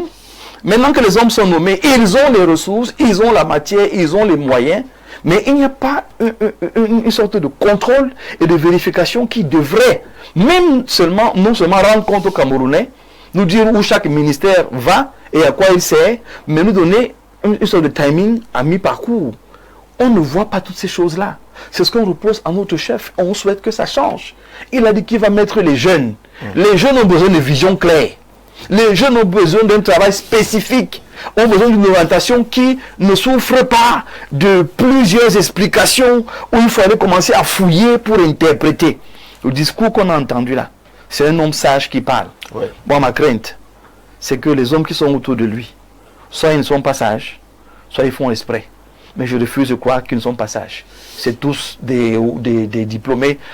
Le SGP est un fait diplomate, ainsi que le DCC. C'est deux diplomates chevronnés. Donc, on ne peut pas me dire que c'est des gens qui manquent de qualité ou de compétences ou de savoir-faire. Rappelez-vous qu'un ancien SGP a dit comment ça procède, comment ça fonctionne pour les nominations. Le chef de l'État consulte ses collaborateurs. Le but n'est pas qu'ils connaissent tous les Camerounais, ce n'est pas possible. Même tous jeunes que nous sommes là, on ne connaît pas tous les Camerounais. Le but n'est pas de connaître tous les Camerounais, mais c'est d'avoir une vue holistique et de pouvoir organiser de manière à ce que tous les Camerounais soient concernés par la vie et la gestion de la nation. Aujourd'hui, quoi qu'on me dise, l'homme qui a encore parlé aujourd'hui là, montre qu'il est encore capable. Mais ça ne doit pas rester dans les mots. Il doit agir de manière concrète. Sur les signes et les messages, est-ce qu'il a réussi à décliner la position du Cameroun face à l'agression que le Venezuela a subie? On met agression entre guillemets. J'ai écouté le président, je me suis dit, avant de l'écouter, je me demandais comment il allait faire pour marcher sur les crêtes. Ouais. Parce qu'en ce moment, sur le plan international, c'est très difficile de se prononcer. Vous avez la diplomatie, vous avez les relations internationales, il y a la force également, il y a le rapport de force, qui est une réalité. Il y a ce qu'il appelle aujourd'hui le retour à l'évacuation de tout ce qu'on appelle politique internationale. Le président a réussi en très peu de mots. Je rappelle qu'il a été très bref. Ouais. 9 minutes. 9 minutes. Au total. Il a réussi en très peu de mots. A dit beaucoup de choses. A dit presque tout. Il vous a servi un modèle, qui est le Cameroun. Dont un fils a géré la 79e Assemblée générale des Nations Unies pendant un an. Ouais. Il vous a décrit ce qu'il a fait. Ouais. Il s'en est vanté. Si j'étais un marabout, j'aurais dit c'est le prochain Premier ministre. Encore, il a été Premier ministre. Bien sûr, il n'y a pas de faute là-dessus. Si vous avez pour gérer, parce que c'est pendant son mandat qu'il y a eu tellement de choses, on n'a pas entendu les voix, on a vu les armes, mais on n'a pas entendu les voix s'élever. C'est-à-dire qu'il a pu contenir ce qu'il pouvait contenir. Oui. Maintenant, au niveau du Venezuela, de tout ce qui s'est passé, y compris hier, avant-hier, le président a été clair que le Cameroun s'est donné les voies et moyens pour faire dans la multilatéralité. Oui. Il n'est plus question d'avoir un maître aujourd'hui. Il est question de dialoguer. Malheureusement, il promeut le dialogue à l'international sans le promouvoir sur le plan national. Sur le plan national, malheureusement. Au niveau international, je peux dire que le président a fait ce qu'il... Parce que tout ce qu'il peut faire, c'est parler. Ici, malheureusement, il doit parler et agir. Donner du travail, évaluer et sanctionner. Mais là, reconnaissance à Paul Biya, il a tenu le cap. De rester, parce que les crêtes, c'est quoi? C'est comme le mythe décisif. Vous grimpez jusqu'ici, ça ne marche pas, ça retombe et vous recommencez. Mais il a tenu le cap et il est arrivé. Il faut lui reconnaître, au moins. Moi, je ne suis pas un exercice de Paul Biya, mais je dois dire que sur ce discours, je me demandais comment il allait faire pour faire comprendre à Trump que ce qu'il fait aux n'est pas juste. Mais il l'a fait. Sans le nommer, sans le citer. Sans le nommer. Parce que dans son discours, il condamne justement les atteintes à la souveraineté des États. Il condamne toute forme de guerre. Oui. Il a parlé à la Russie, il a parlé aux États-Unis, il a parlé à tout le monde. Ouais. Malheureusement, je pense qu'il a choisi ce qui est facile pour lui, c'est-à-dire parler des choses qui ne te concernent pas. Mais en interne, c'est vrai qu'il s'adresse au code diplomatique, mais c'est un discours qui est public. Il s'adresse également à nous. Je pense que... Mais à vous, il s'adresse également à vous. Hein. La voie des armes et de la violence est souvent une voie sans issue. Ça nous concerne aussi. Je suis d'accord. Je suis d'accord. Mais disons que chez nous, il n'y a pas de véritable belligérance. Il faut le reconnaître. Hein. C'est différent. Ailleurs, il y a la belligérance. On sait que l'Ukraine est en guerre contre la Russie. Ici, nous avons, tout qu'on fait, malgré les chiffres, nombre de morts et autres, une rébellion aujourd'hui armée. Qu'on aurait pu juguler à temps, on ne l'a pas fait. À cause de l'inertie et à cause du déni. Parce que le danger chez nous, c'est que jusqu'à ce qu'on crève nos yeux, on n'accepte pas. Il n'y a rien. Il n'y a rien, il n'y a pas de problème. C'est ça le problème. Tout va bien. C'est ça le problème. On mange bien le soya ici au bord de la route. Voilà. Et c'est pour ça que je dis, le président de la République me semble suffisamment renseigné sur ce qui se passe à l'étranger. Suffisamment. Et parce que c'est lui qui donne le là au niveau de la diplomatie. Mais autant au niveau national, j'ai l'impression, et c'est l'audateur qui le dit, que tout lui échappe. Puisqu'on me dit qu'il ne connaît plus personne, il ne peut pas nommer, du moins c'est très difficile. Comment un homme qui ne... Parce que chaque fois que le président a parlé à l'étranger, il nous a fait honneur. Il faut être clair. C'est vrai. Et on le cite toujours. Hein. C'est ça la menace globale, riposte globale. Absolument. Qu'est-ce qui se passe que lorsqu'il doit gérer les affaires du pays, qu'il se déconnecte? Je ne sais pas le sujet, mais je me suis permis d'aller au fond pour dire, le président, il y a un choc en 84, je dirais même un double choc, le 5 et le 6 avril, je ne vais pas vous dire comment, qui l'a ramené à voir avec les yeux des autres, à écouter avec les oreilles des autres, et quelquefois ne pas parler. Et du coup, les intellectuels ont commencé à faire l'apologie de ces silences. Voilà le problème du Cameroun. Le président de la République était un homme très... Parce que dans tous les cas, il a 63 ans de service. Dans la haute administration. Absolument. Il n'a travaillé que dans la ville de Yaoundé. Il aurait pu appeler la moitié des gens de la ville par leur prénom. C'est vrai, lorsqu'on a passé 62 ans dans un... Yaoundé était un quartier avant, hein. Quand le président était un quartier, ça a grandi, et ça a grandi avec lui. Je peux me dire qu'il a fait grandir Yaoundé. Donc il n'a pas d'excuse, parce qu'en réalité, s'il ne te connaît pas, il doit connaître ton père ou ton grand-père. Voilà. C'est ça l'avantage. Lorsque vous arrivez au village, l'homme de 80 ans ne vous connaît pas, mais on vous dit Zézé. Et c'est le fils Zézé, le fils de Zézé. Il te reconnaît à la fin. Voilà. C'est ça le problème. Le président devrait donc être ce genre de patriarche qui, lorsqu'on dit Nyek, il devrait savoir que le Nyek, c'est chez les Bassa 1. S'il y a un Nyek chez les autres, c'est un neveu. Voilà. Nyek chez les Bassa, c'est chez les Ndongbe, chez les Ndongli. Il doit le savoir parce qu'en fait, lorsqu'on a 63 ans, avec son âge, parce qu'il a 63 ans de service, il a 93 ans aujourd'hui. C'est une chance. Mais il faut qu'on en bénéficie. Ça ne doit pas être une malédiction pour nous. Quand le président est très vieux, alors il ne peut plus. Non. Alors on va revenir pleinement au sujet sur la sortie du président de la République aujourd'hui, dans un monde qui est très interrogateur sur la situation, le respect justement de la souveraineté des États international. On attendait justement ces questions, comment il allait les aborder. En écoutant le président, on pensait qu'il a dit ce qu'il fallait dire face à Bush, j'allais dire Bush face à Trump, face à Poutine et consorts. De mon point de vue, le président a été un peu plus clair et les prédécesseurs l'ont reconnu. D'ailleurs, il a dit de façon assez simple en rappelant que le monde entier a fait beaucoup d'efforts pour construire l'ONU. Vous savez, c'est au sorti de la Deuxième Guerre mondiale en 1945 qu'on a eu à mettre en place cette structure pour éviter que le monde devienne une jungle. Parce que ce qu'on a subi avec la Deuxième Guerre mondiale était horrible pour des humains. Et les Nations Unies... Et à ce sujet, il dit qu'il faut plaider pour le renforcement et du rôle des Nations Unies en lui donnant le soutien nécessaire et les moyens nécessaires pour mener à bien les missions. Tout à fait. Il veut restituer les Nations Unies. Tout à fait. Oui.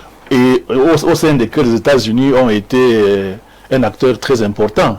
Et aujourd'hui, seulement à le rappeler, c'est dire quand même que la gêne qu'on a au niveau de l'Afrique, et même au niveau des juristes, de comprendre qu'un grand pays comme les États-Unis, qui, n'est-ce pas, a toujours été le défenseur des droits de l'homme, que ce soit, n'est-ce pas, cette grande puissance-là qui se retrouve à enlever un chef d'État en fonction, fût-il contesté dans un État.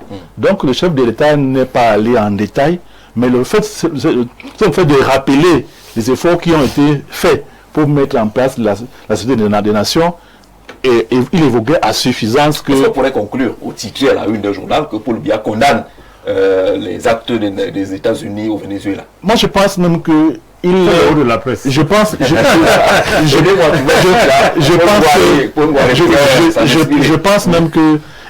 même que contrairement à l'attitude un peu réservée que le Cameroun a souvent eu pour se prononcer sur les questions diplomatiques, là je pense que il était un peu offensif. Il a été clair de dire que quelles qu'en soient les raisons, c'est le dialogue qui doit prôner et qu'on ne peut pas penser résoudre ce problème par les armes. Donc, c'est une manière de condamner. Et ce n'est pas nécessaire d'utiliser le mot condamner, mais ce n'est pas différent de cela que le Cameroun, quelles qu'en soient les raisons qui, n'est-ce pas, auraient justifié que le président vénézuélien soit en difficulté, on pouvait le faire autrement que de le capturer comme un vulgaire. Parce qu'en réalité, c'est le monde entier qui est en difficulté. On a l'impression que c'est le retour à la loi du plus fort, alors qu'on avait déjà consacré des principes de souveraineté qui garantissaient que chaque entité vive de manière rassurée dans son espace. Or, les cas vénézuéliens et peut-être les cas ukrainiens donnent l'impression qu'il y a une entente entre les superpuissances pour, n'est-ce pas, imposer leur volonté au niveau mondial. Et on ne peut que s'en offusquer, qu'on soit du Sud, de l'Afrique, de l'Europe ou de l'Occident. Je pense que même aux États-Unis, il y a déjà des voix qui se lèvent pour dire que les États-Unis, le président américain, peut avoir toutes les raisons qu'il peut évoquer. D'ailleurs, les chefs d'accusation qui ont été portés contre le président vénézuélien commencent à régresser. C'est selon que la critique monte aux États-Unis. Je pense que, de mon point de vue, notre chef de l'État, comme on l'a dit, c'est vrai qu'il a aussi parlé du Cameroun. Quand il parle de l'appel au dialogue, des efforts pour le développement, il parle bien évidemment du Cameroun. Donc, on peut le reprocher tout ce qu'on peut dire sur le plan national, mais il a toujours fait preuve d'une grande lucidité parce qu'il faut analyser les questions internationales. Voilà, et il le dit, Michel Gabriel, si nous continuons ainsi, il faut craindre que le système international ne finisse par s'effondrer. Tout à fait. Oui, j'ai été très très attentionné lorsque le président Biya tenait son discours. Ce que nous venons de suivre là devant le corps diplomatique, c'est un discours, n'est-ce pas, qui est assez porteur, assez attachant, n'est-ce pas. On a vu, n'est-ce pas, un patriarche plaider, n'est-ce pas, pour la cause internationale, plaider pour la paix, si je veux dire, le dialogue au plan international sans tenir. Disons, il a parlé du dialogue au plan international, même comme ce dialogue l'a fait un peu défaut dans son propre pays. Bien, il a également le grand dialogue national. Le grand dialogue national. Voilà le Nozo qui est en train de souffrir, qui est en train de le définir. Bien, le président Biya, n'est-ce pas, également, j'ai retenu cette phrase. Il a dit la voie des armes est une voie sans issue. Sans issue. C'est très important. Oui. La voie des armes est sans issue. Même malgré que ces armes-là ont eu une issue dans son propre pays, au nord-ouest et au sud-ouest. C'est sans issue. Voilà. C'est pas... Quelle est l'issue au nord-ouest et au sud-ouest? L'issue, n'est-ce pas, c'est qu'il y a eu beaucoup de morts, aussi bien... Je sais pas, c'est pas une issue négative. Quelles sont les armes? Il a dit, et je retiens, n'est-ce pas, que la voie des armes est sans issue, comme pour dire que... Je crois que ici, là, il voulait même condamner, n'est-ce pas, ce qui s'est passé avec le chef d'État, c'est qu'il a... Du Venezuela. Oui, je crois qu'il a... Il ne voulait pas. Il a condamné. Je crois qu'il a condamné. Il a condamné. Parce que voilà. Voilà. Et puis, n'est-ce pas... C'est juste policier. Voilà. Bon, ce qui m'a encore intéressé dans ce message... Michel Gabriel, pour une fois, dites bravo au président Paul Biya. Non, je veux dire bravo. Notamment, n'est-ce pas, sur l'annonce... Parce que quand on a quand même son âge, on ne doit pas avoir peur de dire certaines choses.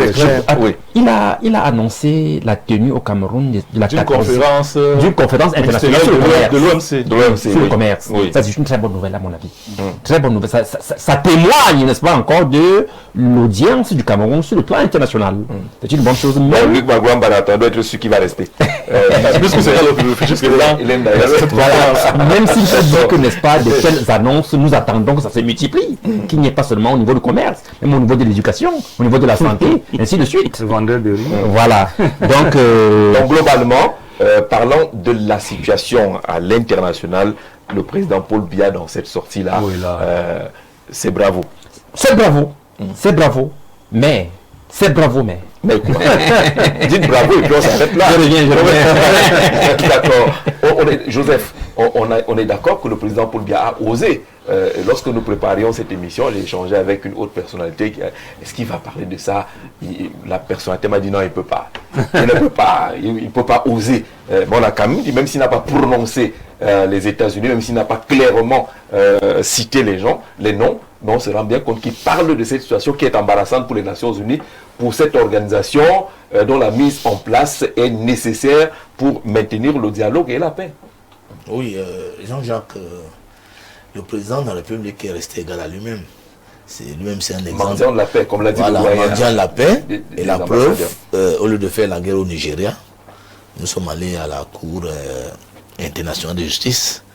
Ça veut dire que la voie qu'il donne aujourd'hui, il a utilisé lui-même par le passé. Et ça, on a pu réaliser une entente avec les Nigérians sans forcément passer par la guerre. Si le président avait été en va-t-en-guerre, on ne sait pas ce que les deux pays seront devenus après. Donc ça veut dire qu'il indique clairement la voie en fonction de ses aspirations profondes, en fonction de ce qu'il croit que, comme solution dans les rapports entre les États. Donc c'était lui-même aujourd'hui là. C'était lui-même aujourd'hui. Lui-même aujourd'hui. Là, Joseph a reconnu. Voilà. Non, je le reconnais sur beaucoup d'aspects. D'abord, je suis très heureux de savoir que presque tout le panel apprécie le président sur ses actions diplomatiques. Et c'est pour ça non, que sur ses discours diplomatiques. Je voudrais sur les actions diplomatiques. Vous dites qu'il est pris comme un exemple. J'ai entendu sur ce plateau qu'il est pris comme un exemple par ses pairs. Par ses pairs. Voilà, ça veut simplement dire que chaque fois que le président va dans la scène internationale, il est apprécié. Voilà. Et je vais donc faire maintenant une digression pour revenir sur les aspects même du président Paul Biya comme acteur, parce que il est l'acteur principal de la grande organisation qu'est le Cameroun. Et je vais un peu, vous allez me donner quelques minutes, peut-être ça sera ma dernière prise de parole. Allez-y. Acteur stratégique pour revenir répondre à mon frère le docteur Mbok, pour dire que le président Paul Biya, je vous ai dit tantôt qu'il représentait le sommet stratégique. Et à ce niveau, il prend les grandes décisions importantes pour la vie du Cameroun. Il prend les grandes décisions importantes pour le développement du Cameroun. Il garantit la sécurité et la stabilité du pays. Et il représente le Cameroun à l'extérieur. Et après, il va se coucher. Voilà. Non, le reste, vous voyez, chaque fois que quelqu'un veut développer. Quand vous parlez, moi, je le peux. Justement, parce que la question était celle de justement, je vais abandonner le c'est ça la question. Allons-y. Est-ce que vous me permettez, donnez-moi quelques minutes, après vous allez. Monsieur Boutouzé a la parole. Voilà. Vous voyez, voilà à peu près ce que constitue le rôle stratégique du président de la République. Et maintenant, après ce sommet stratégique, il y a maintenant ce qu'on appelle la ligne hiérarchique. La ligne hiérarchique, c'est ce qui relie le sommet stratégique au centre opérationnel. Et cette ligne stratégique est donc constituée de l'ensemble du gouvernement camerounais et tout ce qui représente le président Paul Biya, notamment les gouverneurs, les préfets et les sous-préfets. Voilà.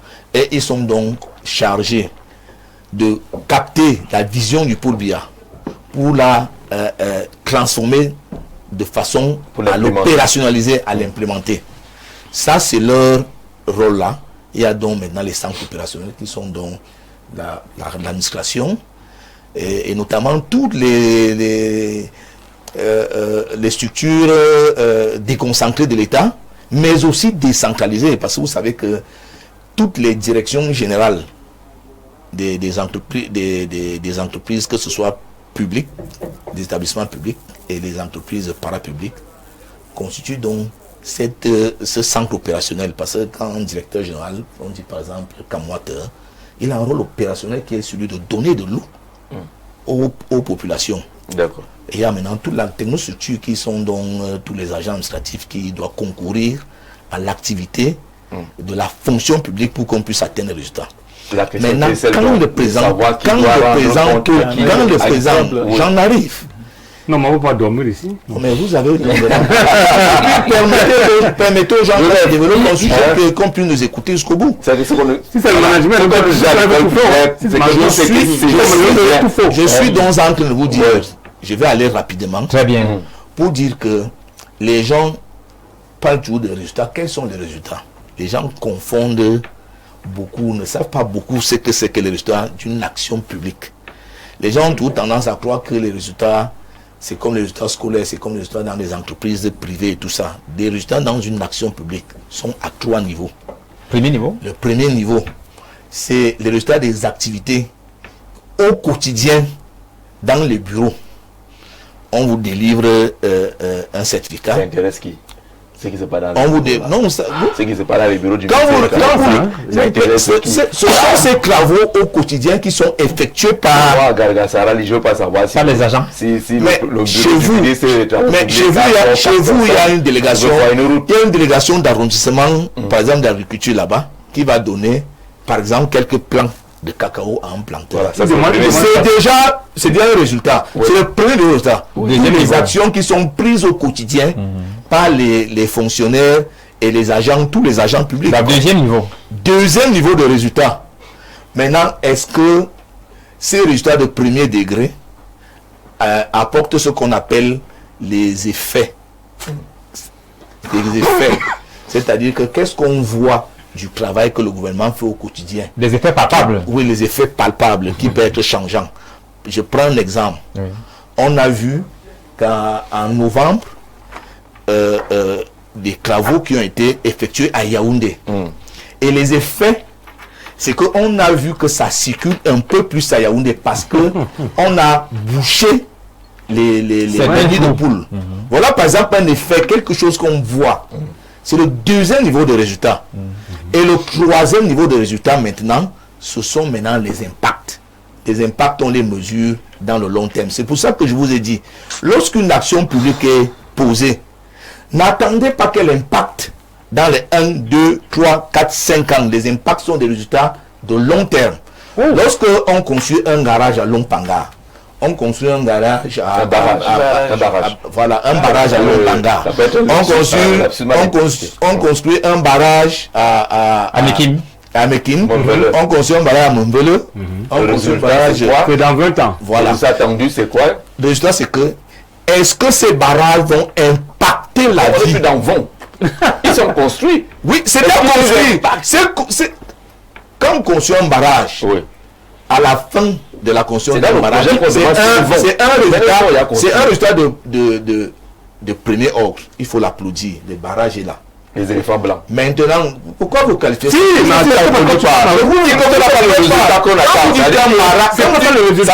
L'électricité, c'est l'interrupteur et l'ampoule. C'est un éléphant blanc. Oui. C'est que vous attendez le résultat en termes d'impact. Après 1, 2, 3, 4 ans. Même pas un an. Les résultats d'impact, ce sont les résultats de long terme. Non. On a fini de construire Longpanga, on a fini. On va donc d'abord attendre 20 ans. On va attendre. Regardons d'abord les effets. Lesquels? Est-ce que il y a les effets? Est-ce qu'il y a moins de coupures? Les trois niveaux. Les trois niveaux. Les résultats. C'est bon. Est-ce qu'il y a moins? Joseph, est-ce que vous avez bien suivi? Je vais donc chuter en disant que le président de la République, qui est au niveau stratégique, a son curseur là. Oui. Il regarde. Est-ce qu'il y a la paix et la stabilité? Vous voulez nous amener sur un terrain subjectif. Monsieur Jean-Jean, vous avez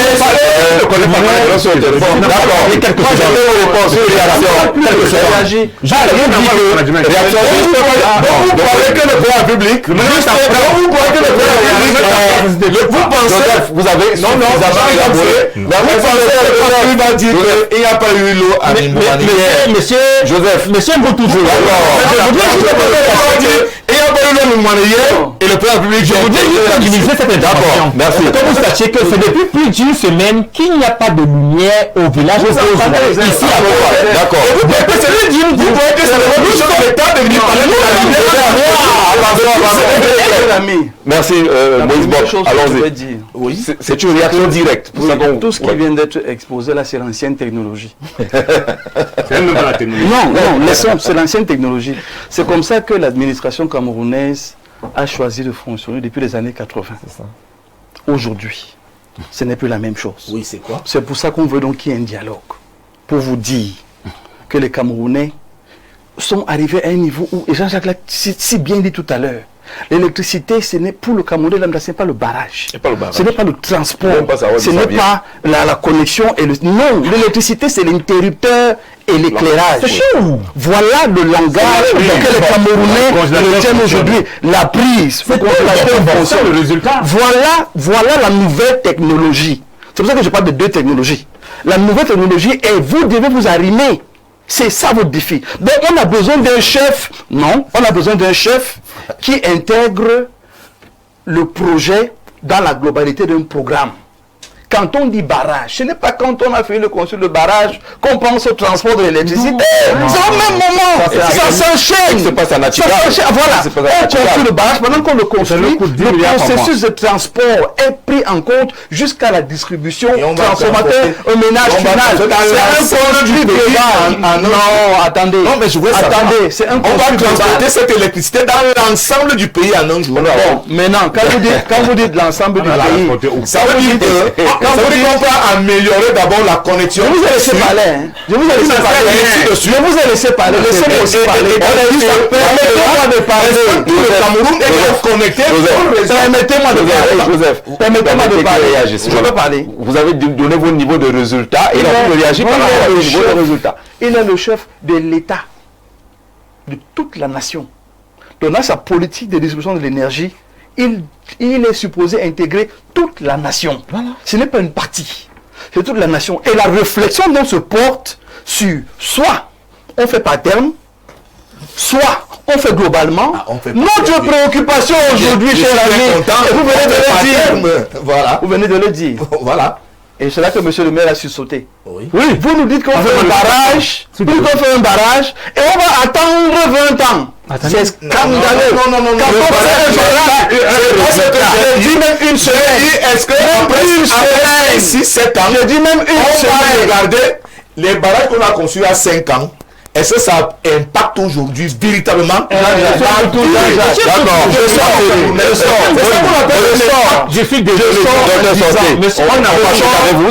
Je sors simplement en disant qu'aujourd'hui, les Camerounais que vous avez devant vous là, 35 millions de Camerounais pratiquement, c'est parmi eux, il y a la diaspora. Il y a ceux qui voyagent, qui vont ailleurs, qui reviennent. Ils connaissent ces pays où il n'y a même pas le délestage. Quand un délestage fait 1 minute, ça devient un objet d'une émission de télévision. S'il vous plaît, s'il vous plaît, s'il vous plaît. Il y a le nous sommes en train de dire non, vous n'aimez pas Paul Biya, les Camerounais. vous n'aimez pas Paul Biya. C'est le mensonge. Vous avez le Cameroun, vous avez 200 ans de civilisation. Vous avez parlé, vous avez arrêté de mentir les Camerounais. Le Cameroun manque ses pas. Le Cameroun manque ses pas au quotidien. Tu as eu d'accord. Je continue en disant ceci. Dans la dynamique, dans la dynamique, et là, je veux saluer le discours du 31, qui n'a rien à voir avec votre exposé tout à l'heure, où le président a annoncé qu'il va prendre des mesures fortes, il va associer la jeunesse et les femmes, le dynamisme, le professionnalisme, et la compétence. Je préfère prendre ça. Et dans cette dynamique-là, les ministres qui va nommer vont intégrer la nation et non un pan de la nation. Et c'est ça que je préfère que les Camerounais retiennent. Nous allons dans la nouvelle technologie où les choses vont se faire graduellement, de manière dynamique, dans une vision. Pas dans la latence. D'accord. Et c'est en cette question. Un peu compliquée. Non, c'est pas. Je voudrais rassurer mon frère qu'il vaut mieux rester sur les généralités. Lorsque tu veux être dans la spécialité, il faut l'apprendre. Le management. Non, vous ne pouvez pas m'apprendre ça. Le management. Je ne vous autorise pas. Je vous dis que c'est vous qui n'êtes pas au niveau de comprendre ce que j'ai expliqué. Vous n'êtes pas au niveau de comprendre. Non, vous comprenez. Vous n'avez absolument rien compris. Vous n'avez réussi. Si vous n'apprenez pas ça, vous ne pouvez même pas. Non, il ne faut pas qu'il. Non, Joseph, il faut non. Joseph, qui parle, mais sans apporter un chemin de valeur sur moi. D'accord, pas de chemin de valeur sur vous. Oui, vous avez apporté un chemin de valeur sur moi. Le management s'apprend. Ça n'a rien à voir avec vous. C'est pour ça qu'il y a des discours de management. C'est ça la vérité. Ça peut vous plaire ou pas, c'est ça l'affaire. Lorsque vous pensez qu'un barrage, l'impact c'est dans les 7-10 ans, je rappelle, à quel moment on commence à faire l'amortissement du barrage? C'est ça le management, malheureusement. Voilà, lorsqu'on finit les constructions, vous mêlez les pédales, il ne comprend rien. Très bien. Permettez qu'il aille. Il y a une différence au sujet. Il va non, je suis désolé. Le cas du barrage. Lorsque le barrage est un projet dans un programme, voilà. Le programme étant quoi? On fait des constats. Ça s'appelle en management, analyse de l'information. On regarde, on a coupé. La cause c'est quoi? Voilà. C'est le déficit. La cause du déficit c'est quoi?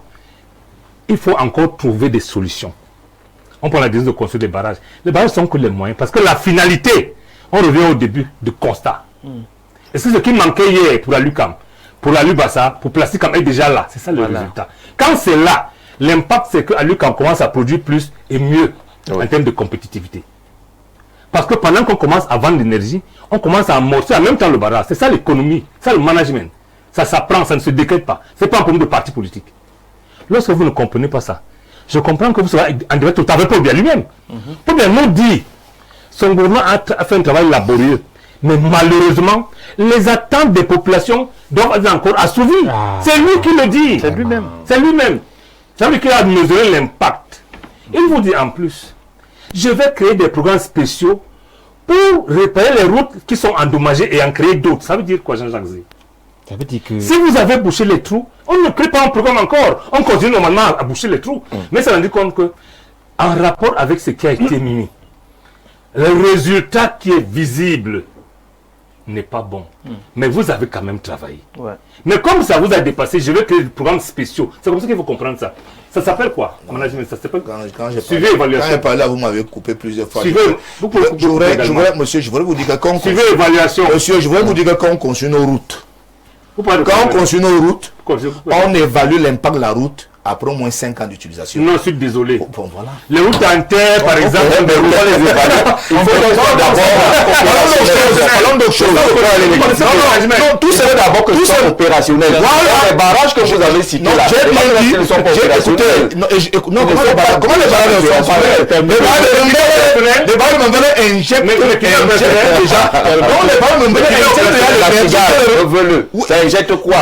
Non, je vous garantis que les barrages de Mambele injecte déjà l'énergie dans le réseau interconnecté. Et c'est pour ça que vous avez constaté, qu'il y a quand même des effets. Il y a moins de coupures. Je ne sais pas. Je ne sais pas où vous habitez. Oui, il y a moins. Vous avez sérieux. Il y a plus de permettez de réagir. Monsieur Mbou, moi je pense que nous nous sommes égarés dans ce sujet parce que la question ne devait pas être de savoir Paul Biya est responsable ou pas. Et mon camarade essaye de montrer à quel niveau Paul Biya est responsable, à quel niveau il ne l'est pas. D'où les différentes étapes pour montrer que à ce niveau c'est pas lui, à l'autre niveau c'est pas lui. Président de la République. Je crois que, et moi je pense que pour être... Est-ce que vous voulez dire qu'ici il est responsable, il n'est pas responsable? Je pense donc que pour être... C'est ça que je veux écouter. Je pense donc que pour être objectif, et je crois que au-delà des questions politiques, c'est d'abord des questions de droit. Parce qu'on en enseigne dans des universités. Vous êtes juriste. On enseigne dans les universités le rôle d'un chef d'État. Il faudrait qu'on retienne d'abord que le chef d'État est comptable de toute la nation. Mais c'est ça. Il est le principal. Même les élèves de l'école primaire savent ça. Donc, lorsque on l'a dit que c'est lui qui répond du Cameroun, on peut donc comprendre que même les fautes commises par ses collaborateurs, il en est le principal comptable. Si on le dit, on n'ignore pas qu'en réalité, c'est parce qu'on l'a toujours dit au RDPC, c'est parce qu'il y a l'entourage qui n'a pas toujours aidé. Et même jusque-là, même quand l'entourage n'a pas aidé, c'est toujours lui qui laisse cet entourage-là. Donc, je crois que si on dit ça, ça va nous éviter de développer nos connaissances en management. Chacun ayant fait son école avec beaucoup. D'accord. Bonsoir à vous sur le plateau. J'espère que mon message sera lu aujourd'hui. Il est en train d'être lu. Ce que ce régime a parfaitement réussi à faire, c'est de diviser au maximum les Camerounais d'une part et d'autre part les rendre égoïstes. Aujourd'hui, malheureusement, pour être en paix, il faut être membre de l'association qui gère notre pays. Sinon, vous la bouclez. Monsieur n'arrive pas à donner clairement les orientations stratégiques et claires du président de la République. Il met entre parenthèses puisqu'il n'y en a pas. Je pense qu'on doit revenir sur les fondamentaux. Il n'y a pas de route. Qu'est-ce qu'il faut faire? Qu'est-ce qu'il faut trouver de l'argent pour construire des routes durables. Il n'y a pas d'eau. Donner de l'eau aux populations. Monsieur Zé, tout projet qui n'améliore pas significativement le quotidien des populations est un échec. C'est Willy de Bankomo qui envoie ce message-là. Et je crois que... lui ne comprend rien.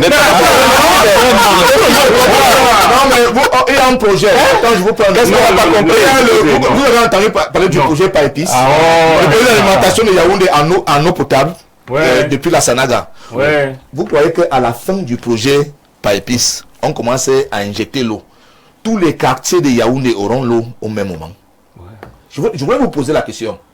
vous donnez quand même 1 an, 2 ans au projet pour savoir est-ce que ce projet a amélioré l'approvisionnement de l'eau ailleurs. On ne peut pas évaluer ça dans le court terme, c'est impossible. Ça, ce n'est plus Monsieur Boutouze, lorsqu'on met en place le pipe, on dit que le besoin en eau à Yaoundé s'évalue à tant de mètres cubes par jour. Oui, tout à fait. Vous mettez Pipis à l'œuvre et vous dites que Pipis vient avec tel nombre de mètres cubes pour résoudre le problème. Est-ce qu'on a dit que Pipis va commencer à Yemana et puis ça arrivera à Chinga dans 2 ans ou dans 3 ans?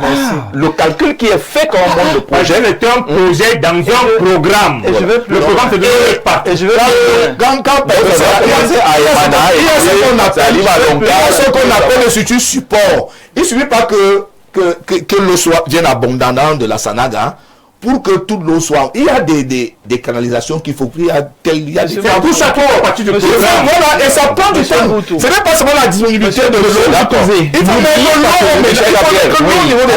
Michel Gabriel, N'oubliez pas que nous sommes à 49 ans, peut-être déjà 50 ans d'exercice de pouvoir pour le RDPC. Et vous croyez que rien n'a changé? Rien n'a changé au Cameroun. Vous croyez que rien n'a changé au Cameroun? Vous ne pouvez pas vous asseoir là et dire que rien n'a changé. Quand moi j'arrivais à l'université à Yaoundé en 1993, la seule, Yaoundé. Quand moi j'arrivais à l'université Yaoundé 1 en 1993, tous les quartiers de Yaoundé, là vous appelez là Mobile Konengue. C'était encore, il y avait encore des champs de cacao là en 1993. Je vais vous prendre. Mais vous voyez la population de Yaoundé, vous voyez la population de Yaoundé depuis 1995 jusqu'à aujourd'hui. Vous voyez tous ces quartiers, tous ces nouveaux quartiers. Je vais vous prendre un petit exemple. Monsieur Boutouze, c'est moi qui ai la parole. Oui, moi qui parle. Vous voulez que vous parlez de 93? Vous voyez que personne causoire. Parce qu'un causoir, nous a eu la lumière hier, avant-hier, abondamment. Et quand aujourd'hui, il n'y a pas la lumière depuis une semaine, on va faire taire. Ah, voilà, vous savez donc. Je suis en train de charger mon téléphone ici en une semaine, ça devient le président de Paul Biya. Vous comprenez? Il faut qu'on se comprenne, s'il vous plaît. C'est qui va répondre ça. On a très peu de temps maintenant. Il faut que les gens retiennent quelque chose. Allez, notre ami qui nous écrit du +33, c'est la France. Bonsoir Jean-Jacques Zé. Et à tout ton panel, je suis dessus de voir le monsieur en veste venir raconter des choses qui n'existent pas chez nous. Ils sont tout simplement habitués. Et il a appelé cela mensonge. Toutes ces promesses qui, d'ailleurs pas des premières, ne sont que du pipeau, comme l'aménagement de Yaoundé et Douala lors de la campagne électorale. Où en sommes-nous aujourd'hui? Merci à notre frère. Bonsoir. Comment expliquer que le projet Pipis est basé à Niom et Niom n'a pas d'eau? Monsieur Sonkwe depuis Niom. On n'a pas l'eau à Niom. Monsieur Zé, de grâce, invitez-moi un jour, s'il vous plaît. Allez, donnez-moi votre numéro, votre contact tout à l'heure après l'émission. On ne refuse pas d'inviter. Le grand soir, c'est la grande causerie. Et voilà. Tout le monde est admis à cette causerie-là. On a très peu de temps maintenant. On va aller droit au but. Oui. Pipis. On a fait un projet sans l'esprit du programme. L'eau arrive à Yaoundé et subitement on dit en fait c'est que les canalisations sont vétustes. Oui. Non, en fait il n'y a pas de... Oh là là, qu'est-ce qu'on doit faire? On a oublié. Boum, on a oublié. Ce que nous voulons suggérer, et je veux rappeler à mon frère Mboutou, vous n'aimez pas le Cameroun plus que nous. Ah, vous non plus. Attendez, vous non plus. Monsieur Paul Biya n'est pas notre problème. Non, encore moins le RDPC. Notre problème, ce sont les problèmes des Camerounais, ces défis que nous vous suggérons. Écoutez, vous m'avez entendu. Nous vous suggérons. RDPC, je m'adresse pas à vous. Voilà. Je m'adresse à nos dirigeants. Nous suggérons à nos dirigeants d'intégrer les différents acteurs de la société civile, hommes politiques, intellectuels, enseignants, pour pouvoir faire des suggestions qui vont amener le Cameroun à aller plus vite. Voilà quelqu'un du RDPC qui vous met des bases claires du fonctionnement d'une nation. Et je salue ça avec beaucoup d'humilité. Parce que si tous les responsables comprennent ça et qu'ils aiment Paul Biya, ils vont travailler d'arrache-pied en disant que si demain ça échoue, c'est le chef de l'État qu'on va indexer. Pourtant, il m'a fait confiance en me mettant à ce poste-là. C'est tout ce que nous demandons à nos ministres. Que chacun travaille comme devant rendre compte à Paul Biya et à la nation, avec la dernière énergie. Une fois qu'on a compris ça, on n'aura pas perdu 43 ans. Au contraire, on aura maximisé, on en aura fait une expérience qui nous fera courir plus vite. Le Cameroun peut encore à seule condition que vous nous écoutez. D'accord, merci, on vous a écouté. On vous a écouté. Bonsoir au panel. Je commencerai par dire bravo au docteur Mbok qui sait lire et expliquer clairement ses thèmes sur le discours pour aller droit au but. Le chef de l'État est un grand sage qui sait parler et mettre les mots à leur place. Je suis très sérieux en vous disant que ce président et chef de l'État que vous avez écouté ce soir a tout dit. Beaucoup de signes prometteurs sont en vue et je vous dis que 2026 marquera l'histoire du renouveau et du changement au Cameroun. Président de Humanitarian Organization of Human Rights Chaplains, Michel Fouda, depuis Yaoundé, il est tout à fait optimiste. Après avoir écouté le président qu'il a écouté aujourd'hui sous le magistère d'Amadou Ahidjo, je n'ai jamais entendu qu'on a incriminé son entourage. Aujourd'hui, on a un président blanc comme neige qui a volontairement choisi des diables comme collaborateurs et qui de surcroît est innocent. C'est Abo qui est étonné qu'on parle toujours de l'entourage lorsqu'on évoque le président de la République. Je suis très surpris qu'un Camerounais lucide puisse penser que le Cameroun sera émergent en 2025. Non, c'est 2035. 2025 est passé. Tout en sachant que tout ce qui ce régime a mis en place n'a eu que des résultats négatifs. Il s'agit de l'énergie, des infrastructures routières, ferroviaires, avec ce qui va avec la corruption généralisée, le manque de transparence et des élections qui ne sont pas malheureusement bien organisées. Eugène, on va sortir de l'émission. Finalement, on est obligé, qu'on le veuille ou pas, de constater quand même qu'apprécier l'action du président de la République est assez compliqué si on s'en tient aux arguments de Joseph. Non. Joseph, peut-être, il a voulu avoir une démarche pédagogique et qui n'était pas facilement acceptable des autres panalistes. Ce qui est sûr, c'est que dans ce qu'il a dit, on ne peut pas dire qu'il n'y a pas une part de vérité. Il voulait surtout faire comprendre qu'il y a eu des évolutions, et c'est d'ailleurs le cas. On ne peut pas dire qu'en 43 ans, le Cameroun a marqué le pas sur place. Même pas l'opposition, on ne le dirait. C'est comme on dit, c'est que le chef d'État l'a toujours dit. Il y a toujours des besoins, il y a toujours des Camerounais qui ont des difficultés et qui ne pourra pas se reposer. D'ailleurs, il a rappelé, sa détermination reste intacte à faire en sorte que le Cameroun soit un pays développé.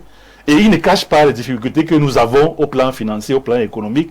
Et je crois que... Il a dit qu'il dit la vérité, que lui, il a le pouvoir de vérité, il vous dit la vérité. Toujours la vérité. Donc, je pense que, comme monsieur le docteur Mbok l'a signalé, le chef de l'État apparaît beaucoup plus regardé, apparaît beaucoup plus en forme.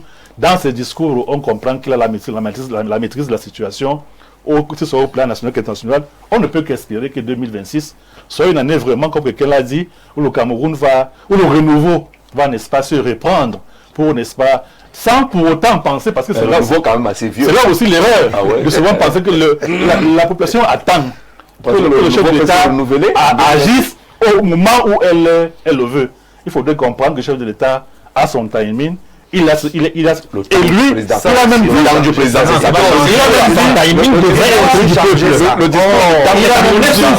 il souffre. Mais des efforts sont faits. Il a même dit dans son discours, il a 3 objectifs, 3 priorités. L'unité du Cameroun, le vivre ensemble et le développement. Donc, il n'est pas ignorant. D'accord. Oui. Allez, merci François Semé Onana, vous êtes connecté. On évalue le résultat d'une action publique par rapport à l'offre des services sociaux de base. Les principes de management n'intéressent pas les populations. C'est bien triste, merci, belle émission. Il dit également que offre qualitative et quantitative des services sociaux de base, l'implémentation des politiques publiques vise l'amélioration des conditions de vie des populations. Ces gens, je prie tous les collaborateurs du chef de l'État qui nous suivent en ce moment de mettre tout en œuvre pour que les 50 milliards que le partenariat bien a promis à la jeunesse et aux femmes, n'est-ce pas, ne soient pas dilapidés comme les 102 milliards qui ont été dilapidés il y a 10 ans. Je prie tous ces ministres-là, tous les collaborateurs, monsieur Ngongo, tous ces gens-là qui l'entourent chaque jour, de sécuriser ces 50 milliards promis par le partenariat bien à la jeunesse et aux femmes. Vous savez que quand on a créé sécuriser un argent, on sécurise mieux quelque chose dans sa propre poche. Ça, c'est la condition si l'économie pour que 2026 soit une année, une bonne année pour les Camerounais. Oui, si vous permettez, je vais être peut-être votre rabat-joie. Non, malheureusement pas. Je vais imiter Paul Biya dans le secteur de la vérité. Si vous lisez le budget du Cameroun, 2026 va être plus dur que 2025. Je vous explique simplement. Merci. Lorsque vous avez l'endettement interne, qui est de 4500 milliards, rien n'est prévu pour ça. C'est ça qui pousse l'économie. Ouais. Vous ne pouvez donc pas avoir la croissance si vous n'avez pas investi pour booster l'économie. Première chose, ça ne peut pas marcher. La deuxième chose, c'est que nous sommes arrivés pratiquement au terme de tous nos programmes avec les bailleurs de fonds. On doit commencer à rembourser ce mois. Ça va être très difficile. C'est-à-dire l'État attend les recettes de 3 secteurs. La douane, les impôts et l'endettement. Lorsque vous avez ces 3 secteurs, l'endettement nous appauvrit. La douane, c'est le harcèlement, comme les impôts. Si vous n'avez pas le secteur productif, vous n'avez pas créé d'emploi, vous n'avez rien fait. Maintenant, je reviens au SND 30, où il est écrit que pour que le Cameroun soit émergent à l'horizon 2030, il faut atteindre une croissance de l'ordre de 8,5 soutenable, au moins. Yeah. Lorsque 10 ans avant, on est à 4,2, aucun pays au monde n'a doublé sans infrastructure de base, sans énergie, sans route, sans compétitivité, son taux de croissance. Aucun pays au monde, même pas les États-Unis, même pas la Chine. Mais soit ne sont pas les Je voulais leur dire que nous souhaitons que 2026 soit meilleur. Mais le président nous dit ensemble. Lorsque le président dit ensemble, c'est ensemble. C'est-à-dire que mettons-nous ensemble, pas seulement en termes même d'énergie positive. Sinon, ceux qui sont dans la constitution se trompent. Il n'y a rien qui puisse faire espérer un mieux-être en 2026. Sauf qu'on soit. Parce que lorsqu'on est ensemble, on se dit, bon, on va serrer la ceinture, parce que mon voisin n'a pas mangé, moi non plus, il n'y a pas de problème. Mais si on veut être strict, en tant qu'économiste, je vous dis, ça va être très difficile. Le président bien le sait. C'est pour ça qu'il nous invite un peu plus à l'unité. Oui. C'est ça le. Il nous veut à l'unité. C'est-à-dire que si on continue à faire comme si. Et dans cette unité-là, invitez-nous au palais. C'est je ne dois pas espérer. On doit espérer. Le dernier mot. Je voudrais dire qu'il faut qu'on soit ensemble. Ceux qui comparent le Cameroun à des grands États comme la France, même jusqu'aujourd'hui en France, ce n'est pas la paix là-bas. Les populations se plaignent. Ils n'ont pas peut-être besoin, besoin d'électricité, des routes. Mais ils marchent dans les rues en France tous les jours pour dire que ça ne va pas là-bas. Les agriculteurs ont envoyé voilà. Et le président français, le président français, le président américain venait avec les houes et les dabas. Le président français, le président américain, les présidents de tous ces pays développés disent toujours à la population qu'ils savent que tout n'est pas, ils savent que tout n'est pas fait, ils savent que tout n'est pas fait. Et qui vont se battre pour améliorer le quotidien des populations. Celui qui est comme Dieu aujourd'hui ne veut pas. C'est pour dire, Jean-Jacques. Oui. C'est pour dire Jean-Jacques. En aucun moment, on ne dira que le pays est accompli. Il y a des efforts. Parce qu'il y a des besoins qui naissent au quotidien. Voilà l'émergence d'un parce que d'eau et d'électricité. Dès qu'on solutionne un problème, ça crée d'autres types de besoins. Dès qu'on a c'est pour ça que les projets sont dans les programmes. Voilà. Donc nous allons. Moïse. Je le souhait d'un patriarche dans une boutique qui dit que tel qui parle là, c'est que c'est insortissable. Jean-Jacques, je souhaite que le nouveau gouvernement, ou même le gouvernement qui va être conduit, selon ce que le chef d'État va faire, intègre qu'il y ait un processus visible qu'on peut toucher. Il est possible qu'on règle les problèmes de base, si vous voulez graduellement, mais commencer à les régler. Il est possible. Il est possible. Ne dites pas que c'est laissez-moi parler au gouvernement là. Il faut qu'ils intègrent le principe du graduellement palpable, le graduellement visible, le graduellement dans lequel on peut se projeter. Et on parle de l'industrialisation, que les 50 milliards soient orientés directement dans l'agriculture, dans le barrage, dans ces 50 milliards, on pense, n'est-ce pas, à signer le statut particulier des enseignants. Par exemple, le message est passé. Oui, et quand le forum, on peut quitter Yaoundé pour Yaoundé. Absolument, le conseil supérieur non, mais ça n'a pas changé. Parce que vous dites que c'est pas vrai. Voilà, ça va pour c'est la même chose. Sans merci d'avoir regardé. Rendez-vous demain, le bon bonne soirée à tous. Merci. Allez.